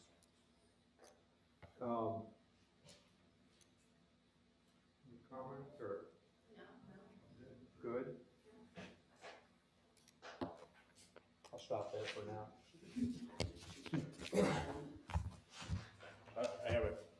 clarification, when you talked about signals, technically it does not warrant a signal, but they are looking at this, includes the spot, includes Madison Meadows, all of that is included in the study, as well as Marion Reserve and Beachy Farms. So that is all included in the study, so we're looking at that corridor as a whole. So as a whole, this does not require a signal by itself more likely because of what's gonna happen with Beachy Farms. So if Beachy Farms doesn't happen, then that might change what happens here. Does that make sense? Because the light would probably, a signal would go down at Beachy Signal Farms. would go down there, which would divert the need for anything here. So Not even a turn lane? I would say There is a right turn lane in required onto Alcott. what about, coming southbound, I guess, expansion of 42 to have a left turn lane to go in? Not required by this development by itself. So right now, currently all of the skid marks that of cars avoiding it, of adding extra traffic. I got my car total right there, rear-ended. I'm good. So, I mean, we know right now, at some point, we need to get ODOT here and get that speed down. Yes. It is That's a different. I know it's That's a different, different not piece. with this one, but I Yes. think that needs to, before anything That gets is- done, that one probably needs to get on our radar. That is on our radar. That is something that we are currently looking at some options for a study this fall or into next spring, and we're looking at some funding options. Okay. I thought we And- just had a petition ODOT. I Yeah. thought we just had a petition ODOT. We have the annex property, it goes in and out, and Yeah. that's what historically has been the hangup. Like, Skaggs is one of the properties there where it's out. The property directly across the street, McClish is out. Jefferson Village is in, I mean, it just goes in and out, and, I mean, I'm just saying historically speaking. Yep. There might be a mechanism We now. I don't can know. petition, but then they still have to approve. We have to petition, then they have to commission a study, and that study has to prove that the speed should be reduced, and that's pretty hard with ODOT. Why is it ever bad to lower the speed? I don't know. They have a different opinion on what to do with traffic. But in terms of this development, so it's our turn to give feedback and everything, right? Yep. Okay, yes, looking at this, you can put all the mounding and all the trees, but you're still gonna have headlights into residential, and you're gonna hear the car doors of like opening, closing, slamming and everything. So yes, while 42 is not, it has its own noise and traffic and everything. If I was to put myself in the residents, the homeowners' shoes, I would definitely not appreciate having a row of parking on the other side of my nice patio. I'm just gonna put it out there. And you have brought lots of good developments to us, that we have come across. And so I feel like we have a good relationship working, but I wanna be real with this one. I feel like this one does not fit into the aesthetics that kind of we're trying to get keep that country feel, that when people come to Plain City, that they still have like, the 2 stories. We did this with Virginia Homes, and like even talked to them because they had talked about, 3-story 3 stories part. getting it Yes, and just, we're trying to create that flow, so as you see like a neighborhood ending that, as it goes into commercial, that it flows through. And this to me does not flow from the homes to the buildings. It kind of reminds me of downtown Hilliard, where it kind of just feels very closed in. And I'm all for walkable neighborhoods and making sure that, things connect, because we love our paths. We want to make sure that the residents that are on the other side of those trees feel that they can come and take part in whatever businesses are there. I just want to really guard this development and make sure that my feelings are known, that for me to feel 100% confident with what's going in there, I want to get this off my chest and tell what, if I was on the other side of the road, what I would feel.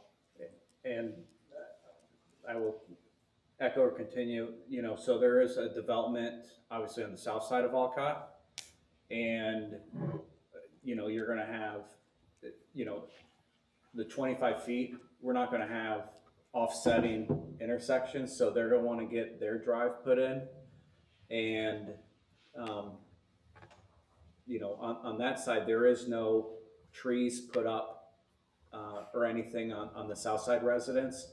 So that one needs to be at the 50, so just for the intersection to match up. I would say that you know, having that 25 feet, I We want to match. would not want, I want to match with the 50 feet. The other concern I have is you're taking credit for a row of mature trees.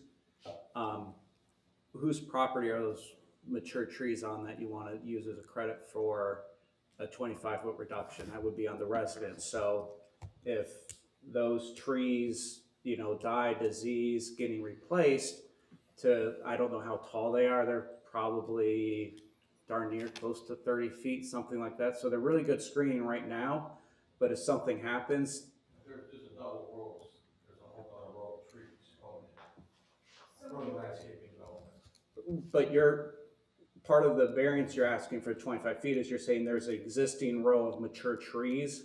That's on their property, but then we're putting a whole other row down through there, that is another break between their trees and we have a whole other row. Would those be, All brand new. so they're not gonna be 30 feet tall or anything like that They to, start out, they're not gonna start out, they start out like you're gonna have like spruces that will be able to grow, like, you know, they're growing for a year, so yes, they will grow into that with a mounding, you probably get pretty close to what you already have. I'm not a tree person, I have no idea how long it would, I'm just saying, I don't know. How much they- Their development is growing, is dying, growing there. Yeah. It took a while to build the ones on Alki.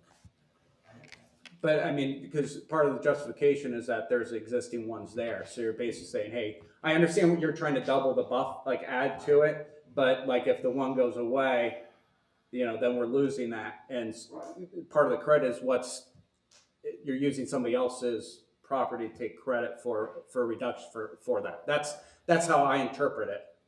I mean, just. And I really agree with you guys on stuff like that, I mean, you look at that whole row and we can look at that, again, if we put what's in the B2 and went with what's on B2, you're gonna have a higher, you know, lights, let's say you run a gas station, you're gonna have more lights, that's gonna be even more on these people's noise and all that. This is a nice community, a nice development, like you're saying, we're walking through, and it's gonna be really, really nice for them, if we could modify it down and make it look more like their community, it would be worth it. Yeah, and I would say like building design, like, and I'm describing stuff that kind of close here, like downtown Dublin, where they've kind of, you know, like where Jenny's Ice Cream is.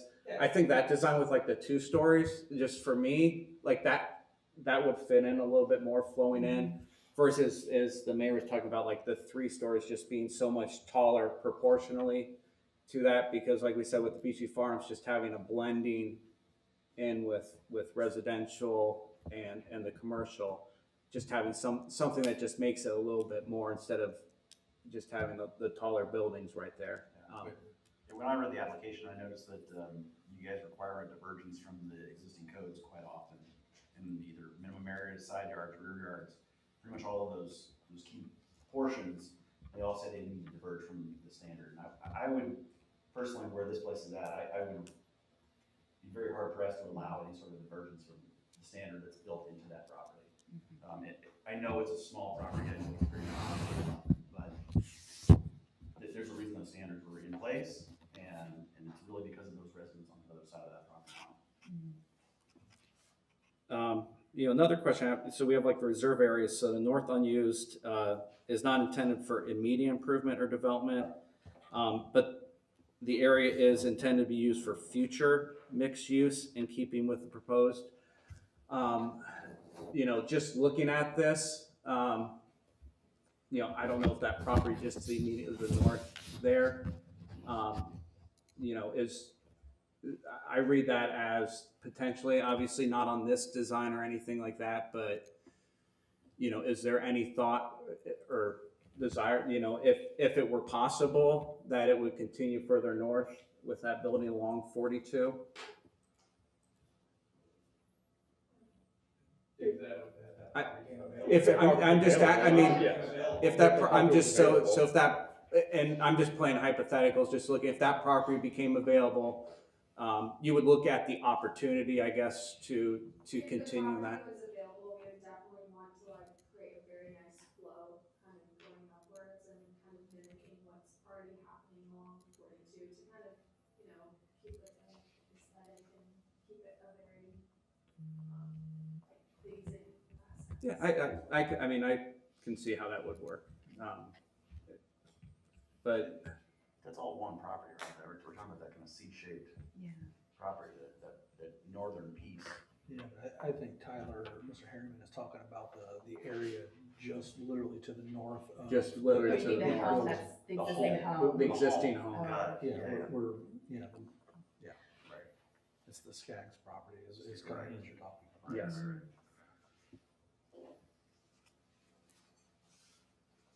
My concern would be like though, like connecting the north part of having like the traffic right going between the two, like that's not a very large area to get vehicular traffic up to that northern area. And again with Unless you parking. didn't have parking along that, right? And Right. then you had some of it where this is, but then, I mean, there's some space to work with, kind of in that northeast corridor of it, versus trying to shove everything down into the one corner, right? And then having to have parking along that. Oh, like you're saying, like if you put kind of parking up towards off of 42 in I the mean, north if part you had and then something like, else in the north area, right, and had just the drive that's between the existing home and the neighborhood. Are you talking about, so it's hard to see here, but the property line is up in this area. Yeah, 'cause, I mean, there's almost the exact same amount of space on that property in the north segment as there is on the south segment where everything's shown right now. It's a different shape, right? But you've got that odd little connector in between that's really only a little bit wider than this drive and parking that's there. So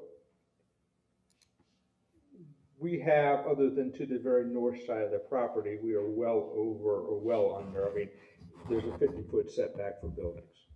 We've set our building back from the property adjacent to us by 150 feet. We could move the building towards the property line, over towards the residences. We're trying to keep the building well away from them and just minimizing the parking to that side. You can't put a drive-through there based on the vision setbacks because the whole property wouldn't allow a 50-foot setback through that narrow point anyways. So you're gonna have to have a variance, a divergence from it anyways. Now, yes, could you potentially pull the parking out of that space? Yes, that you could potentially do. You could even potentially do it as parallel, so you're not getting headlight flood into someone's yard. So that could be a possibility of doing it too, that might work better for it.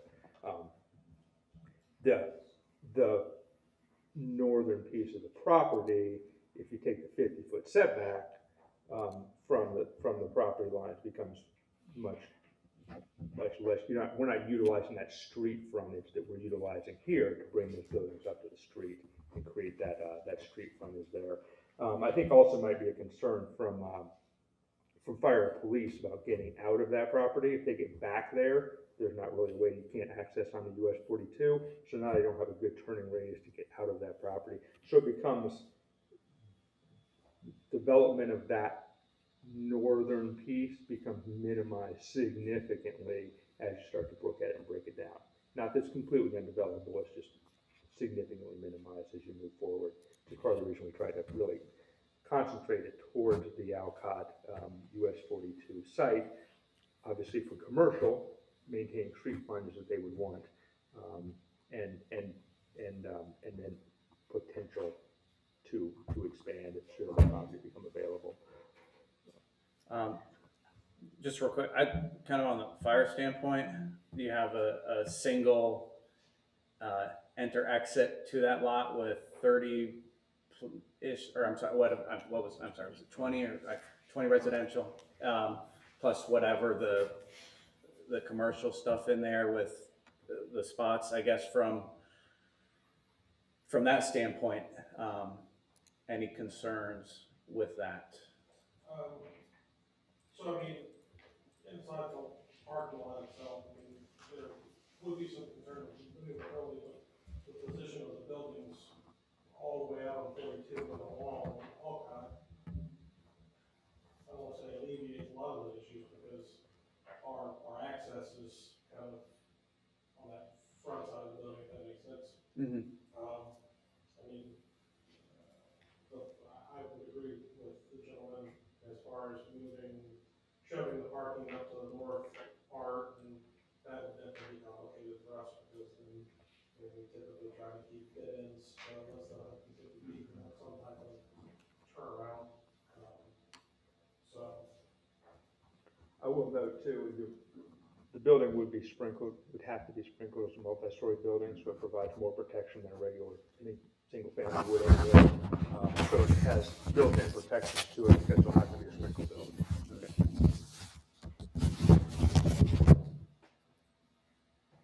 Yeah, I would get creative on the parking. I think the parallel would definitely be better than the, Head end, right, the head end towards the lots. Yeah. you still have, I mean, safety concerns and everything. That's what I would be concerned with, you know, more of the activity and everything late in the evening. We're already talking about, you know, noise issues in different areas, and you're talking about like a restaurant as an option right there.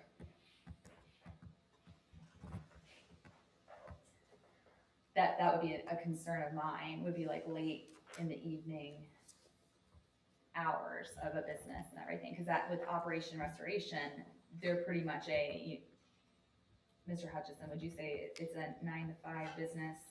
Yeah, I mean, there won't be much noise because it's just an office and more storage for their equipment than any mechanical going on there. You might have your occasional vehicle cleaning or something like that, but you won't have that much noise. Same with the spot, so that will generate noise. And then just south of this, Virginia Homes, where we've been looking at the Beachy Farms, that commercial corridor, we'll have I guess, the same issue there, right behind the presidential. But they also have a 17-acre park that kind of buffers a little bit of their single-family residential around. They have layers. Residential and their commercial, The there's commercial. not. But, They're more of an apartment style. There's apartments between the commercial aspect and everything. So that's what I'm getting at, is like, you know, if you do have a dumpster emptying multiple times. Touching on parking, have you done an accurate parking count based on the uses that you have? Yeah, I think as I mentioned, what's indicated on the plans is probably over parked. So the parking meets the requirements of the apartments combined with what we have in the, what we've identified as essentially a 1 to 300 for the commercial. It would, again, with every tenant that came in commercially, so financial comes in, what's our parking count? They're adding whatever 6 to it because of their square footage, and then a salon comes in and has a different count that adds 7 to it, and then a restaurant comes in and we either has fixed seating or it has a certain level of its use and dining area that adds 20 prices to it. So the parking needs to meet that or that group can't go in. So I think we worked through with the city, hey, right now, based upon just an average, we could say there's 72 parking, but we've taken the thing just so we're not presenting something and we come back and all of a sudden there's 20 more parking spaces because a restaurant is allowed to go in there. So we've tried to show what I think the absolute max would be based on what we're doing here commercially. Yeah. You know, just little things, you know, like I said, kind of being, you know, close to the neighborhood, looking, you know, having the drive-through in there. You know, you'll have a little bit, you know, more in and out traffic with that. I know you said it's maybe an option, maybe drive-through, no drive-through. You know, just some general concerns, just noise from you know, the speaker of a drive-through, you know, being, it's hard to see on my computer, I apologize. It looks like, you know, that is closer on the eastern end, which would be closer to where the houses are. I know probably the angling of it's probably so the noise would go away from it, which would help minimize it. But just you know, just sort of the general tightness of getting in and out of that drive-through, just looking at it, how it would back up and flow in and out, depending on what's going in there. I know some of the text said fast food I don't know if there's anybody specific going in. Are you thinking, I mean, is it like talking like McDonald's, or is it just a general, like, hey, a coffee shop, just whatever, just a, Yeah, we just left it a little open-ended just because we don't know for sure yet, but Okay. fast food was the criteria. okay. We didn't want to allocate, obviously, 10,000 square feet to restaurant. It's not going to occur, it couldn't park, et cetera. So we kind of said, okay, here's a best worst case scenario of what it would be and how it could work. Yeah. Just be careful at a restaurant, I mean, even fast food is one space per 75 square feet for zoning code today, correct, Mr. Hutchins? One space per 75 square feet of dining plus one per every 200 feet for the other areas, so I think that, what I'm getting at, I think just basing it as a 1 to 300 maybe a bit easy on the parking. I think it's actually been underparked, just running some rough calculations. The dining room in that space is not very big typically, right? So. Yeah, based on, obviously, based on the zoning. Either case, Yeah. it would, everybody would have to meet that, right? Right. So. This would be more on the Alcott side, but just looking, you know, just parking,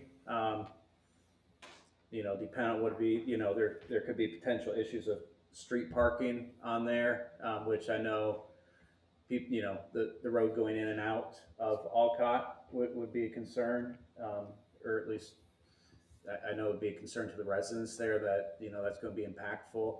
Just, you know, that you have kind of a lot here, you know, I would agree. I think we want to put up no parking on the street, or you right, would. yeah, and certainly. that's right, you know, Yeah. but then, you know, with that, and I'm just thinking how I would operate in a way sometimes is, you know, you pull in, this lot's full, you know, you have that north side, you may not know what it is, so now you're gonna circle around and then just go on to the existing neighborhood right there, because, you know, the distance from probably that far northern parking space is probably a shorter walk if you just park on Cooper over there and just walk up there. And I'm just thinking probably how, if I'm pulling in the lot and I look and it's full, and do I want to drive down this narrow chute to see if there's a spot, or try to turn around, you know, especially depend on the size of a vehicle you may have, you know. So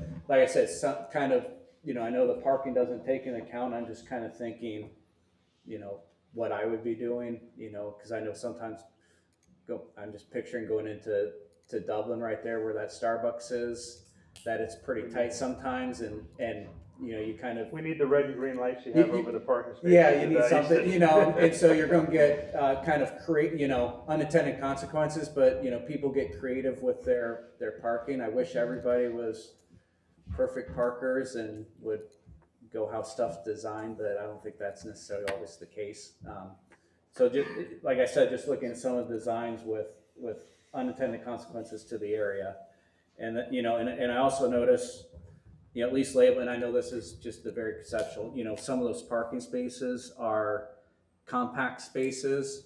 You know, at least everybody that I know right now, we're all in the minivan or SUV phase of our life, which is not compact spaces. And, you know, some of the tightness in there also can kind of be a deterrent for parking as we're, you know, just, you know, we're trying to, I know we're trying to make it. It's further zoning code, but we packed them all into one spot, at least for just easy graphic at this point. I would assume we'd probably sign them and put them a little more spaced out, right? But And now, and then also with that, with the residents, you know, on some of the parking, are they gonna have,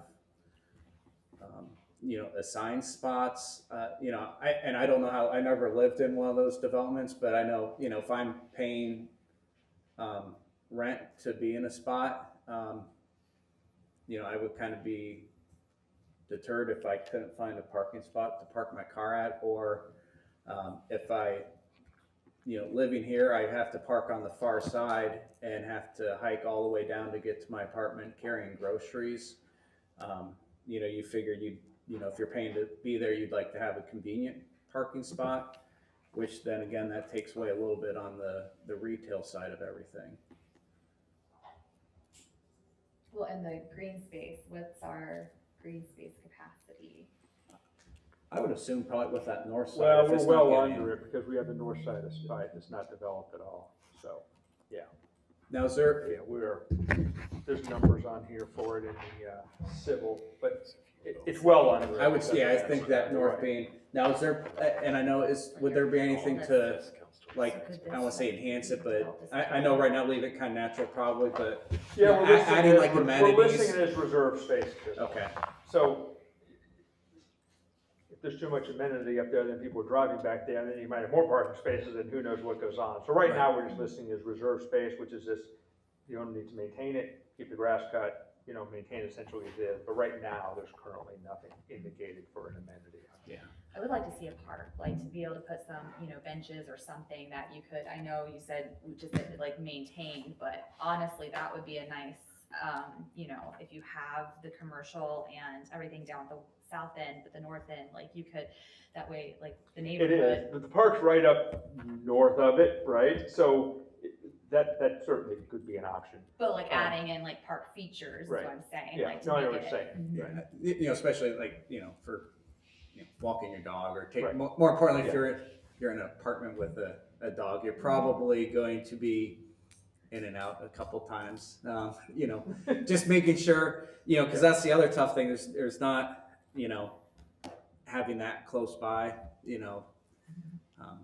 Or if there's kids, Or- if there's yeah, or kids in the kids, apartment yeah. and everything, you can have that up at the north end. Or just, you know, to help connect, because does this back up to, Drew Dutchman's farm, is that what it's? Yes, So it yeah, kind that's of why like I be mean, that it's kinda right up to continuation their of farm, green yeah. space and everything, but I mean, I would like to see, as we, like, you know, a walking path and that north part. And just keep in mind what Brian had shared, and you may speak to, is the more they make that a public space, the more people are gonna go back there, therefore, you know, there could be potential of the fire truck having to go, or ambulance, or a cop car, police car having to go back there, so. We wanna be cautious of what, you know, how that area is developed, because of the narrows and our safety services having to access that. And Mr. Hutchison, I know at one point we talked about, and it looks like here, it's hard, I can't zoom enough, but I know we've talked about, you know, our corridor, you know, having that trail along 42. I know we talked about the spot. Is that, and I can't see anything here. Is that part of the plans of having that trail on? I don't see it on here, but what's a little bit, it's out there, 10-foot multi-purpose path is our plan for the corridor, 42 and 161. So that would be a feature we'd like to see on at least the small section there on 42. Oh, you want 10-foot path?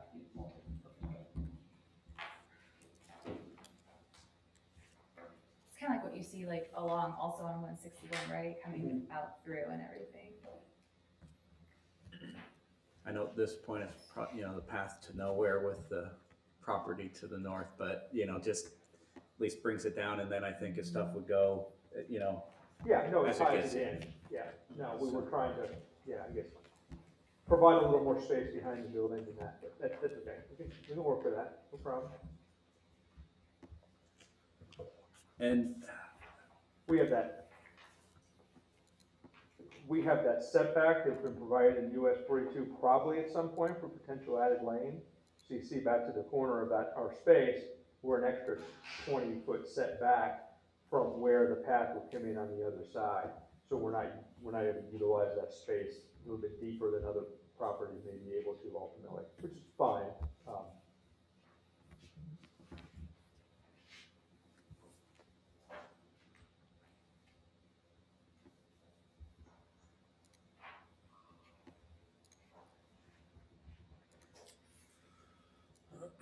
I mean, I think the general, it's on both sides. I mean, this is just a tough property, how it's shaped to do with, you know, and I mean, I just. Yeah, it's very unique. And, yeah, very unique, and, you know, it does, you know, from, you know, the view looking at stuff, there's definitely a lot going on, you know, in really what appears a pretty, you know, small space.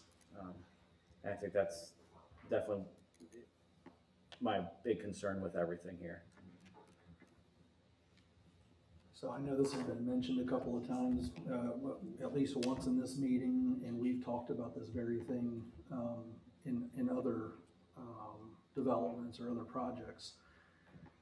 But you know, specifically to this property, it's currently zoned B2, hotels, gas stations. And you know, when I think about a hotel being erected there or a gas station being erected there, I mean, that is to me far worse than what is being proposed. I don't necessarily love everything about this project. I mean, I think, you know, the mayor brought up some green space issues. In, you know, I guess in, you know, in reality, if you were to walk, I don't even know, 700 feet, you're gonna get to the green space that you're, you know, having, you know, that you're claiming as your green space. The reality is, you know, I don't know how many residents are actually gonna walk that far to get to their green space, but they don't get to, I mean, I just like picture somebody wanting to walk their dog. I mean, like, there's nowhere to walk the dog. So I mean, like little green space areas, I think is kind of what the mayor was saying. I don't want to put words in your mouth. But you know, having some sort of, you know, those types of features, I think would be attractive to your residents, you know, that are gonna move in. I understand everything that the, you know, that the residents, current residents of Copperfield have mentioned. The 50-foot setback reduction to 25 foot. I agree with Mr. Harriman on this. The Restoration Hardware's driveway access absolutely has to match up to your driveway access. And like with zero, we're not gonna have something, a driveway that's staggered, you know, 10 feet or 20 feet or whatever it is. They have to match. It has to be consistent. And if I can add real quick, they haven't brought anything, all we've seen is concepts for them. So let's just say, whoever is approved first, the other one's gonna have to follow. So let's just say that they we approve this access where this access is at, when they come to the board to develop. And that's fair. They're going to have That's to. fair. And I, you know, appreciate that, that I information. don't think you want to pigeonhole them into a divergence, though, to accommodate what's proposed here, And right? I think also- that's what you're trying to get at. Is, And also a good point, I mean, we're gonna require them to, exactly. You know, they've mentioned lots of traffic, you know, that are gonna be associated potentially with this. I agree, there would be a lot of traffic and far more traffic, in my opinion, in and out of a, you know, a corner lot gas station. You know, that seems terrible to me. You know, the 3-story buildings, you know, the mayor has mentioned, and we've talked about buffering, you know, kind of a step up, you know, where you go, you know, from a 3-story building to a 2-story building to residential, where it's not, you know, right there in your face. But the 3-story building, literally on 42, and then all of the space, the parking area behind that, actually makes sense to me. I mean, to me, it creates a little bit of a buffer. The PUD, you know, this gives us a little bit more control in some of the things that we're talking about. There's a turn lane, you know, that you guys were talking about for, you know, for Alcott, you know, right turn in, you said. Somebody else asked left turn in, like I think Mr. Harriman asked if you're coming southbound on 42, if you know, there's gonna be a lot of traffic backed up. I've literally gotten rear-ended there, and there's almost crashes there regularly And I think that that's absolutely something that has to be addressed as part of any development of this magnitude. I mean, you're talking 10 cars for restoration, operation restoration. This is far more than that. And I think that, you know, any sort of a development's gonna have to incorporate that left turn in lane. In addition to the right turns, you know, I think that is a no-brainer. I don't know, I just have, I don't know, have some concerns, I guess, or maybe some, I don't disagree with anything that any of you have said. But I do think that some of the alternatives for this property are terrible. And I think that, I mean, I don't have the money to buy the lot, so if I can't buy it, I can't truly control what goes in there. You know, you mentioned yourself, you know, I don't forget the phrase that you used, but the lesser of the two evils. And to me, this fits, you know, and again, conceptually, we can tweak it, there's some things, but I mean, to me, this is the lesser of some of the evils that could go in. Now, that's not to say that there couldn't be something else, like the mayor mentioned, a daycare, you know, maybe that's something that goes in on this property. I've kind of had mixed feelings about that, because we talked about that at the Operation Restoration Building, because I'm thinking about kids out on the playground screaming all day long may not be appealing to me as a homeowner that backs up to that property. You know, But it ends, I mean, like, you have like a set time, so you're kind of, you know what you're kind of getting. It'd be like if you're near the school on recess and everything. You've so. had some experience with that. Exactly, you can hear recess, but I think that, like, not to cut you off, No. but I think that we do need to, we've talked about like the number of stories of our buildings, and to make sure that we can continue to capture, you know, that beautiful western sunset, and, you know, of that, the characteristics of why people move to Plain City. We have to hold true to why people move here and what makes Plain City. What's gonna make their business successful is our characteristics and everything. So it's also making sure that we have a good balance between our residents and our business community. So that's why the conceptual development plan phase, why this has been so important, that I think that we have really missed the mark years past, I should say, on being able to kind of be in the nitpicking. So it may seem like we are nitpicking apart, but it just, all of our other developments that we have like really said, no, we don't like this, we don't like that, and they come in and they listen to us, and it's like the residents are happy, and then like it's a good balance. And so that's why I'm gonna hold true to, I think this is the direction that I would like to see this development go. I know you may have a lot of things crammed in here, but maybe less is more, like where it's not feeling so like I like to think of Plain City as like a slice of the country not far from the city, but we've got to keep our characteristic and everything. We can't be built up in our village portion and everything. And all that's, we're all on the same page there for 100% certainty.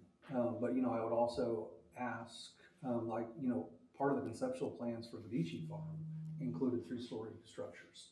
So, you know, why, I mean, if they can do it there, can they do it here? Where's the buffering? Where's, you know, going, the transitioning from one part to another? And in this particular spot, you know, the 3-structure building is really far away from any of the 2-structure homes that are there, and they're already shielded by existing tree lines and vegetation. Now, obviously, we have to turn in to that road, and that's what we're gonna have in our neighborhood. If we live there, that's gonna be the first thing that we see. And, you know, to your point, I mean, I understand your point. And I wonder what the lesser of the evils are. And again, if I say a 3-apartment hotel that goes in, a 3-story hotel that goes in, that is far less desirable to me than what this would be. But that's why we're in a planned unit development, where we can say, that's why we chose to zone it this way, because we can give our control, yeah. It's our town. But as a B2, we can't control it at all. True. So that's where I personally struggle with, you know, like what are the lesser of the evils and how. That's why we did the rezoning, so that we can state and give our residents like that, you know, good faith that we are volunteers, well, more so I'm elected to represent the people, but then also like help foster a sense of community and everything. So that's where I think that because Virginia, like Beachy Farms is different because the 3-story apartments, they weren't right up against, you know, the neighborhood. They were farther down. So there's some buffering in between there. But this, like a small acreage, I don't consider that buffering. Like that, like a big jump. Like I think that's kind of like meshed in with the 2-story. I want to be clear, and this is not to say we're cramming anything down anybody's throat at this point, so this is great discussion. If 3 stories is allowed in the zoning code, just because it's a PUD doesn't mean that the city is allowed to decide not to do that. You can't go against your own zoning code, am I correct? Right. Right, okay. But we also have that maximum height too. Yeah, no, I mean, if it meets that, Mhm. the city can't go against its own code Right, because it's a right, PUD. right. This is more just kind of general discussion, so. Right, not right, that- but we have No, we're we doing put a 3 maximum stories. Right, code, right, right. or maximum But height in our it can make code. you more prone to say, well, you want a divergence, so we're not gonna give you a divergence because, right, you're not taking into account the group. I'm just saying. Right. Right, gotcha. Yeah, okay. Yeah, I mean, to your point, I would say you look at this property, even if it stayed in B2, you look at the setbacks required, you couldn't put a 3-story hotel on it. I mean, just because of the way the property is. So I think that for this thing to happen, it seems like a divergence is just required just to make this thing happen as it's drawn. Now, to your point, I do agree with you that if we're gonna have taller buildings on it, I do like that it's on 42 and away from the houses. I agree with that, but all of that is required on 5-foot setbacks everywhere, basically. And to your point, I don't know that meets the country aesthetic that we've always been talking about.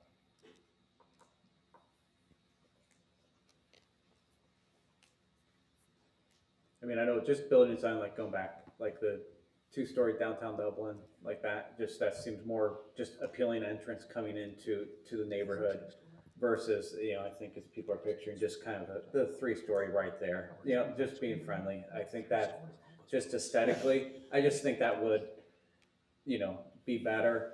I don't know some of the designs, you know, roof pitches, you know, if you can kind of incorporate like a third, you know, in there just on the pitch, you know, because I know some, like if you go in there and you look, they kind of have some windows up.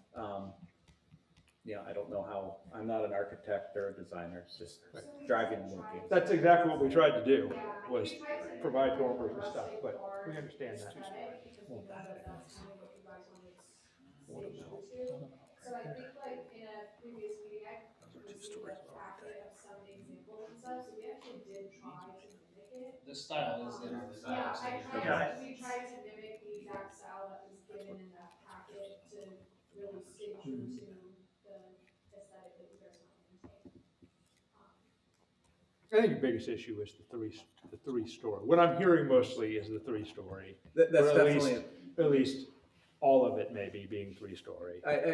Yeah. And seeing if there's a way to be more gentle with the way that the parking impacts potentially the adjacent properties.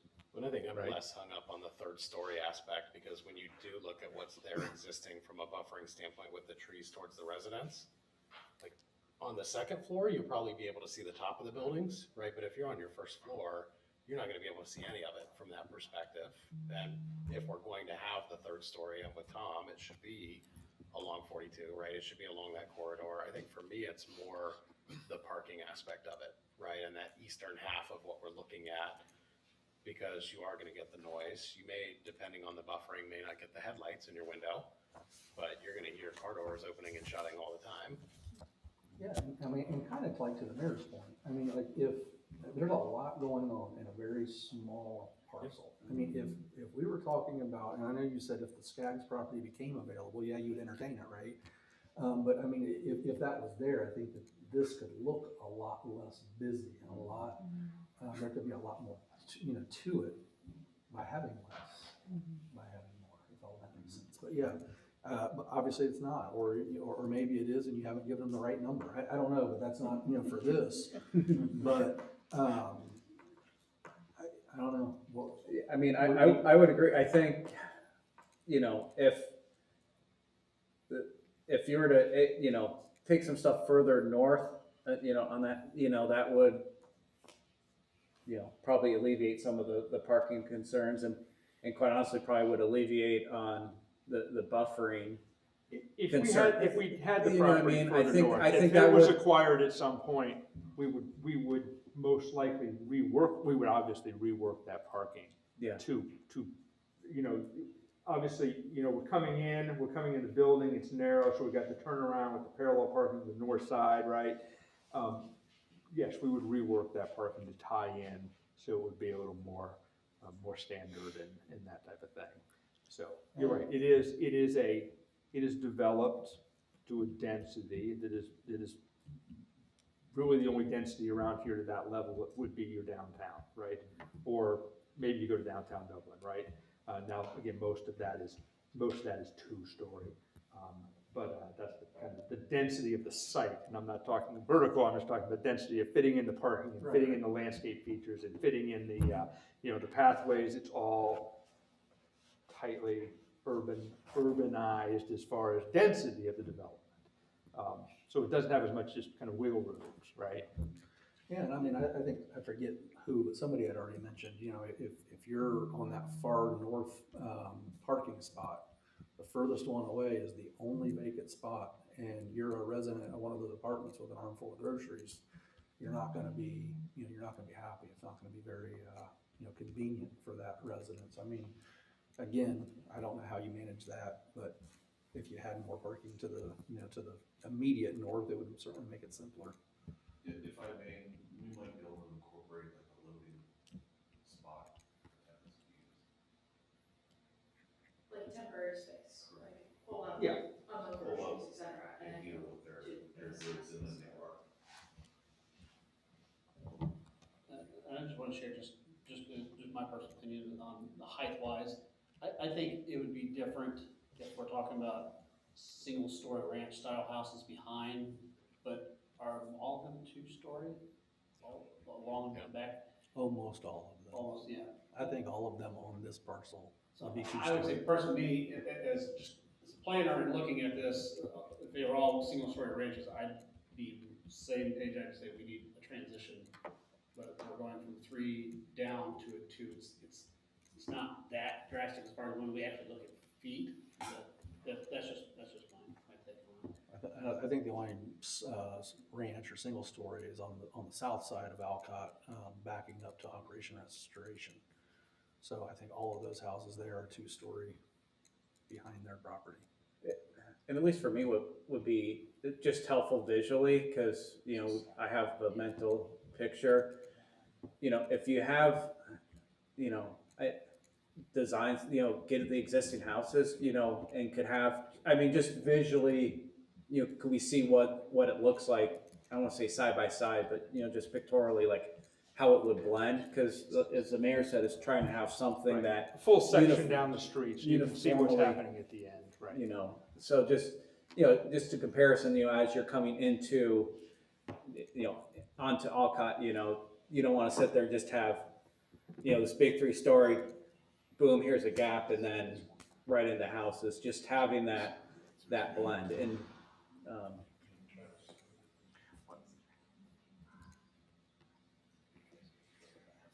I just wanted to add, a sense of scale to the drawing. I know it can be really hard to understand sometimes when you're looking at an overview of a site like this, where you don't really have an idea of how big anything is. It can be hard for the residents around.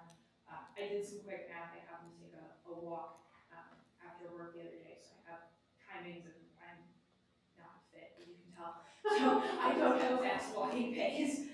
But, the length of the parking from the bottom of the Skaggs lot to the north side is around 600 feet. I could do that in like 3 minutes. So from the apartments to the farthest north spot would probably be 4 to 5 minute walk. Now, sure, groceries, that's not fun, but walking a dog, that kind of thing, going up to that space for kids, I think that's a fairly reasonable walk in my sense. I have 3 kids. I'd be willing to do that if that was a park space, so I can walk a dog up there. And there would be walking paths to connect to that, I mean, because Yeah. they're not really shown, it's like a drive and some parking area, but there Yeah, would we be. had a path in there. I think you could, one time we talked about the, ultimately there's potentially the connectivity on the US, which would, even now, you could run up, I'll say, a bike path back into the lot off US 42 and tie it in. We didn't do it at this point because they want to overdevelop the site, quite frankly. And bring potentially, getting your thoughts is what we're here for. Yeah. Potentially bringing more people back into that site as a cut through, but as discussions have gone, it seems like something like that may be beneficial, particularly as the site to the north isn't developed yet, so. And it might serve everybody. It kind of, she brought kind of that back part just as you're walking with kids. I don't know, and like I said, obviously just conceptual. If it's straight parking lot the whole way down, cars would be going in and out. I would say at least have on, probably on that west end, if you had some kind of a sidewalk or a path, Yeah, right. 'cause, That's I mean, what you're I'm right saying. there. Yeah, then you could tie Because the you don't whole want, thing you don't want to be together. walking the whole way with Right. kids and We people also running don't through. want people running across the Skaggs lot on their bikes because they can't, or pumping out into US 42 or any of that kind of thing either, so. Was there, I have a question, was there any thought, or I don't know how wide it gets, to do a secondary entrance at all on that small parcel, the top north part of the building? I didn't know if it needed to be. And haven't we had some restrictions? Well, it's from- on to 42, right? Yeah. Well, exceptionally problematic. We meet with ODOT pretty often, they're not opposed to access on 42, They- so. They're not, because there was, I would say, an extreme reluctance to it, in the not too recent past. So, What Mr. Hutchinson, what ODOT wants to happen along this corridor is to get rid of the large parking lot access, like at the bowling alley where it's just pavement straight into a big mass of pavement. Right. They want to limit those access points and consolidate access points where it makes sense and where you can. They're not limiting access, they want to consolidate all the big access points that are there. now, Just prefer not to pave any more of the world than we have to. Now, on that north side, and this may help in a way, and if you had the path and just doing a bike path, kind of going from on the north end, kind of along 42 where Deer Dutch would be, having a path kind of come down and then curve, Circle through the space. kind of potentially, circle right? through the spaces Yeah. and back up, and then with the Skag, because if we have 42, Beachy Farms, we're gonna have a bike path that basically would, if the Skag property doesn't happen, you're gonna have a bike path that would end right there at Alcott, but then there'd be no connectivity to go that direction. Right. If the path would go That's here what I was to just work saying. up to the Right, north. we could yeah, tie it there and you then- could tie it and go then- and kind of connect Yeah. up. And we are doing sidewalks on the Deer Dutchman side of this, right up to this property too, so that's in the works. Okay. As part of the West Avenue improvement thing. Yeah.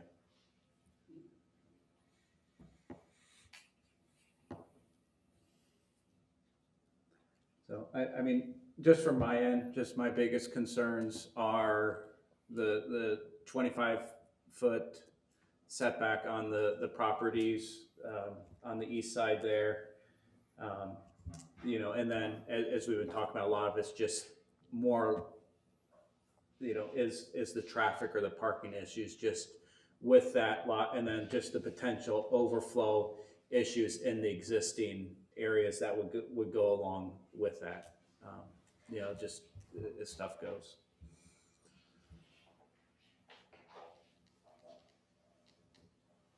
Just make sure we cover and have everything for them to, you know, to go back to the table. Anything in the zoning text that you guys see that catches your eye at all as far as design standards or, I know we mentioned, we talked about, mentioned it in the zoning about restricting specific uses. I would say with the, you know, through the uses, we'll just pick on the gas station, you know, going through, looking for the limiting or restricting the uses of the property, going through. Obviously, we know this is right outside of a neighborhood, you know, going through probably, I would say if you could restrict the use, you know, looking at stuff that, you know, you would say is not neighborhood friendly. Right, exactly, You know, yeah, so, right. yeah, gas stations, auto repair, you know. Right. I know, cause you know, the list is 3+ pages Right. long. You don't want to validate. You know, just restrict some of those, yeah. Right.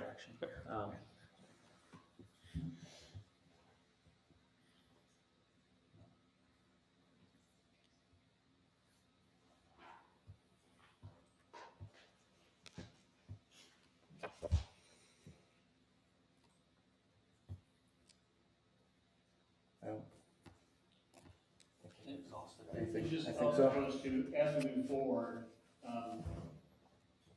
you know, communication, and we could have some board members, we could meet engineers and everything, and discuss things.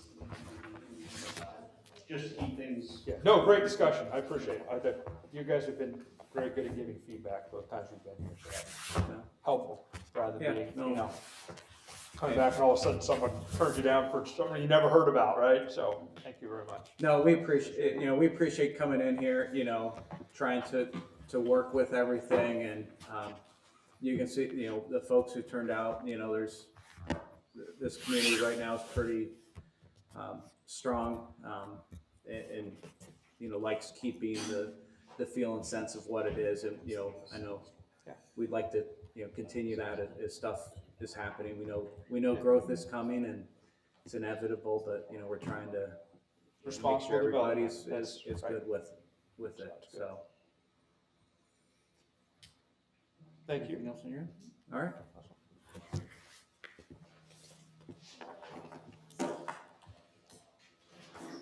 All right, with that, discussion items, I think I would make a motion to adjourn? I was gonna jump on that. Okay. All right, Second. okay, yes. And we beat the council meeting.